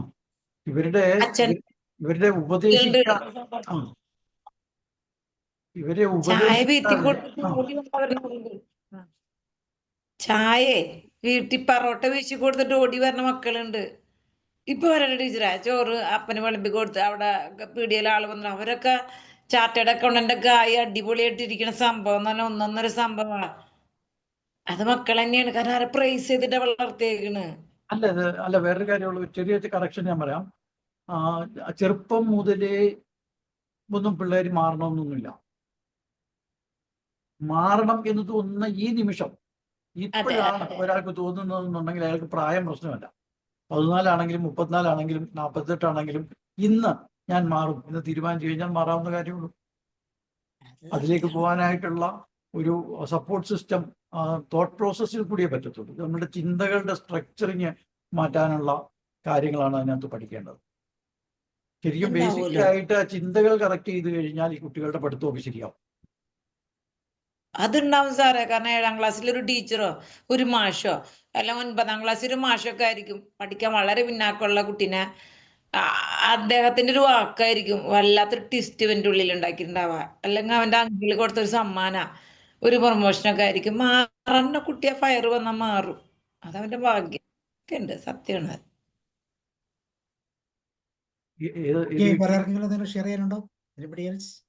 പിന്നെ ഒരു കാര്യം കൂടെ ആഡ് ചെയ്തിട്ട് സാറേ, ഈ തോട്ടിനെ ക്ലിയർ ആക്കാനായിട്ട് പ്രസന്റ് ടൈമിലായിരിക്കാൻ മൈൻഡ്ഫുൾനെസ്സിലായിരിക്കാൻ കുട്ടികളെ ഒന്ന് ട്രെയിൻ ചെയ്യുന്നതും നന്നായിരിക്കും എന്ന് തോന്നുന്നു. മൈൻഡ്ഫുൾനെസ് മെഡിറ്റേഷൻ ആണോ? യെസ്, അത് പ്രസന്റ് ടൈമിൽ ശ്വസനത്തെ ശ്രദ്ധിച്ചുകൊണ്ട് പിന്നെ പഠിക്കാൻ പറയുമ്പോൾ ഇൻഹേലും എക്സൈലും മനസ്സിലാക്കിക്കൊണ്ടിരുന്ന് പഠിക്കുമ്പോൾ നമുക്ക് ആ തോട്ടിനെ ക്ലിയർ ആക്കാൻ പറ്റും. പിന്നെ തോട്ട് വരുമ്പോൾ നീ എന്തിനാ ഇപ്പൊ എന്നെ ശല്യപ്പെടുത്താൻ വരുന്നത്, നീ എന്നെ ഉപദ്രവിക്കാൻ പോകുന്നല്ലെന്ന് പറയാനൊക്കെ ഒരു തൻ്റെ ഇടം കുട്ടികളിലേക്ക് ഉണ്ടാക്കിയെടുക്കാം. പക്ഷെ ഈ മൈൻഡ്ഫുൾനെസ് ഒക്കെ ഇനി പേരൻസ് ലെവലിൽ കൂടെ ഒക്കെ വരണം. കാരണം അവർക്കൊന്നും അങ്ങനത്തെ പ്രാക്ടീസ് ഇല്ലല്ലോ. അപ്പൊ അതൊരു എന്താ പറയുക, ഒരു കമ്പൈൻഡ് മൂവ്മെന്റ് ആയിട്ട് വരണം. എല്ലാവരും ഒരുപോലെ പ്രാക്ടീസ് ചെയ്യുക. യോഗയൊക്കെ ഇപ്പോൾ ഒരുമാതിരിയൊക്കെ വരുന്നുണ്ട് അതുപോലെ. ഓക്കെ, വേറെ ഇനി ആർക്കെങ്കിലും ഷെയർ ചെയ്യാനുണ്ടെന്നെങ്കിലും? അല്ല, നസീം മാം പറഞ്ഞതുപോലെ ഈ ക്യാച്ച് ദ പ്രസന്റ് 3 വാക്കേ ഉള്ളൂ. പക്ഷെ അതിലേക്ക് എത്തണമെന്നുണ്ടെങ്കിൽ പടികൾ കുറെ കൂടുതലുണ്ട്. അതത്ര നിസ്സാരമായിട്ടുള്ള കാര്യമല്ല. പ്രസന്റിൽ നിൽക്കുക എന്ന് പറയുന്നത് അത്ര ഈസി ആയിട്ടുള്ള കാര്യങ്ങളല്ല. അതിന് ഒത്തിരി തോട്ട് സ്ട്രക്ചറിങ് ഉണ്ടെങ്കിൽ മാത്രമേ ഒത്തിരി മനസ്സംസ്കാരം വളർത്തിയെടുത്താൽ മാത്രമേ ആ പോയിന്റിലേക്ക് നമുക്ക് എത്താൻ പറ്റൂ. നല്ല കാര്യമാണ്. ഫ്യൂച്ചറിനെയും പാസ്റ്റിനെയും ഡിറ്റാച്ച് ചെയ്യണം. ഡിറ്റാച്ച് ചെയ്യണം. അത് ഈ പറഞ്ഞതുപോലെ ഒരു സ്ഥിതപ്രജ്ഞത്വം അല്ലെങ്കിൽ യോഗി ലെവൽ തോട്ട് പ്രോസസ്സിലേക്ക് നമ്മൾ സാധാരണക്കാർ വരണം. അപ്പോഴാണ് ആ ഒരു പ്രോസസ്സ് പറ്റുക. നല്ല കാര്യമാണ്. അങ്ങനെ ഒരു ഗോള് തന്നെ ഉണ്ടാവുന്നത് തന്നെ വലിയ കാര്യമാണ്. ഏറ്റവും എഫക്റ്റീവ് ആണെന്ന് പറയാം. അതിലേക്ക് നമ്മൾ എത്തിക്കാനുള്ള ഒരു സിസ്റ്റം തീർച്ചയായിട്ടും അതൊക്കെ പുതിയ സിലബസിലും കരിക്കുലത്തിലും കയറി വരുന്നതായിരിക്കും. പ്രാക്ടീസ് ചെയ്യിപ്പിക്കുന്ന ആളുകളുണ്ടെങ്കിൽ അല്ലേ, വേറെ ഒന്നും വേണ്ട. ക്ലാസ് എടുക്കുന്നതിന് മുമ്പ് ഒരു 5 മിനിറ്റ് നേരം അങ്ങനെ ഒരു പ്രോസസ്സ് ഒരു അധ്യാപകൻ തുടർച്ചയായിട്ട് ചെയ്യുന്നുണ്ടെങ്കിൽ ഡെഫിനറ്റ്ലി അത് പ്രാക്ടീസിലാവും. വളരെ സിമ്പിളാണത്. ടീച്ചേഴ്സിന് അത് ഒന്ന് അവർക്ക് ഗുണകരമാണെന്ന് ഫീൽ ചെയ്ത് കഴിഞ്ഞാൽ ഒരു 5 മിനിറ്റ്സോ 3 മിനിറ്റ്സോ അറ്റോമിക് ഹാബിറ്റ്സ് ഒക്കെ വായിക്കേണ്ടി വരും അല്ലേ? യെസ്. ഒരു പ്രയർ ഒക്കെ ചെയ്യുന്ന പോലെ. ഇപ്പൊ നമ്മൾ സ്കൂളിൽ തുടങ്ങുമ്പോഴേ പ്രയർ ചെയ്യാറുണ്ട്. ഇതങ്ങനെയല്ല, എവരി പീരീഡിൽ ഒരു പ്രയർ എന്ന് വെച്ചാൽ ഒരു ബ്രീത്തിങ് പ്രയർ ആഫ്റ്റർ ക്ലാസ് കഴിയുമ്പോഴും അതിന് മുമ്പും. അപ്പോൾ അതിൻ്റെ അകത്ത് എൻക്യാപ്സുലേറ്റ് ചെയ്ത് എല്ലാ കാര്യങ്ങളും ഒതുക്കാൻ പറ്റുന്ന രീതിയിലേക്ക് ഒരു സ്ട്രക്ചറിങ്, അതൊരു ഈ പറഞ്ഞ ഒരു ഹോളിസ്റ്റിക് പാർട്ടാണത്. ഓക്കെ, അങ്ങനെയൊക്കെ സംഭവിക്കുമെന്ന് വിചാരിക്കാം. ഇതെല്ലാം നമുക്ക് എക്സ്പീരിയൻസ് ചെയ്യാം. നമുക്ക് ഈ പറയുന്ന പ്രോസസ്സ് ചെയ്യാം. സ്കൂൾ ക്ലാസ്സിലൊക്കെ പോകുമ്പോൾ മെഡിറ്റേഷൻ കൊടുക്കാറില്ലേ? നമുക്ക് എന്നുവെച്ചാൽ ക്ലാസ്സിൽ ഇതുപോലത്തെ ക്ലാസ്സിൽ പോവുകയാണെങ്കിൽ നമുക്ക് സ്വന്തമായിട്ട് മെഡിറ്റേഷൻ കൊടുക്കാം. അപ്പോഴാണ് ശരിക്കും കുട്ടികൾ കരയുകയൊക്കെ ചെയ്യുന്നത്. അല്ല, മെഡിറ്റേഷൻ ഇതിന് അത്യാവശ്യം. നമ്മൾ വന്നിരിക്കുമ്പോൾ തന്നെ ആ ആളിനെ ഒന്ന് സമാധാനപ്പെടുത്തിയിട്ട് നമുക്ക് മുന്നോട്ട് പോകാൻ പറ്റത്തുള്ളൂ. അത് ഏത് ലെവൽ വരെ, ചിലപ്പോൾ ഒരു മിനിറ്റ് ആയിരിക്കും, ചിലപ്പം 5 മിനിറ്റ് ആയിരിക്കും. അതെങ്ങനെയാണെന്നുള്ളത് ആ ആളിൻ്റെ വൈബ്രേഷനും അയാളുടെ എങ്ങനെ സ്വീകരിക്കുന്നു എന്നുള്ളതും ഒക്കെ നോക്കി മാത്രമേ നമുക്ക് ചെയ്യാൻ പറ്റത്തുള്ളൂ. ഏതായാലും വളരെ സന്തോഷം. മറ്റേ ഇതിനെ വളരെ ചർച്ച സജീവമാക്കിയ സുധോരൻ സാർ, റോയ് സാർ, നസീം മാം, മത്സമ്മ അഗസ്റ്റിൻ മാം, എല്ലാവർക്കും മറ്റേ വേറെ ഒരു സാറിനെ ഞാൻ വിട്ടുപോയല്ലോ, അനിൽകുമാർ സാർ. അനിൽകുമാർ സാർ. എല്ലാവർക്കും വളരെ നന്ദി പറയുന്നു. ഏതായാലും ഇങ്ങനൊരു അവസരം തന്ന സാബു സാറിനെ ഒരിക്കൽ കൂടി നന്ദി പറഞ്ഞുകൊണ്ട് ഇന്നത്തെ പ്രോഗ്രാം നമുക്ക് വൈൻഡപ്പ് ചെയ്യാൻ തോന്നുന്നു. ഓക്കെ, നാളെ നമുക്ക് ONV കുറിപ്പിൻ്റെ ഓർമ്മയാണ്. അപ്പോൾ അതിന് പാട്ടുമായിട്ട് ബന്ധപ്പെട്ട ONVയുടെ പാട്ടുകളാണ് നമ്മൾ നാളെ സൺഡേയിൽ മ്യൂസിക് തെറാപ്പിയുടെ പാട്ടായിട്ട് നമ്മൾ എക്സ്പീരിയൻസ് ചെയ്യുന്നത്. അപ്പോൾ എല്ലാവരും എന്നെ ക്ഷണിക്കുന്നു. സോ ശിവരാജ് സാർ ഒരിക്കൽ കൂടി നന്ദിയും സ്നേഹവും അറിയിക്കുകയാണ്. വീണ്ടും ഇതുപോലത്തെ ക്ലാസ്സുകളിലേക്ക് ഒരുപുറം വരിക. അടുത്ത സാറിൻ്റെ ബുക്ക് റിവ്യൂ ഞാൻ കണ്ടിരുന്നു. ബുക്ക് നമുക്ക് നെക്സ്റ്റ് വീക്കിൽ അല്ലെങ്കിൽ ഒരു കറക്റ്റ് സൂട്ടബിൾ ആയിട്ടുള്ള ദിവസത്തിൽ നമുക്ക് പറയാം. ഒരു മൺഡേ ആകുന്നതായിരിക്കും നല്ലത്. ഈ മൺഡേ സാറ്റർഡേ മാത്രമേ നമുക്ക് ഫ്രീ ഉള്ളൂ. ബാക്കിയെല്ലാം ഇങ്ങനെ ഒരേ പ്രോസസ്സ് തന്നെയാണ് പോയിക്കൊണ്ടിരിക്കുന്നത്. അപ്പോൾ ഞാൻ സാറിനെ അറിയിക്കാം കേട്ടോ. Okay, thank you. Thank you sir. Thank you sir. Thank you sir.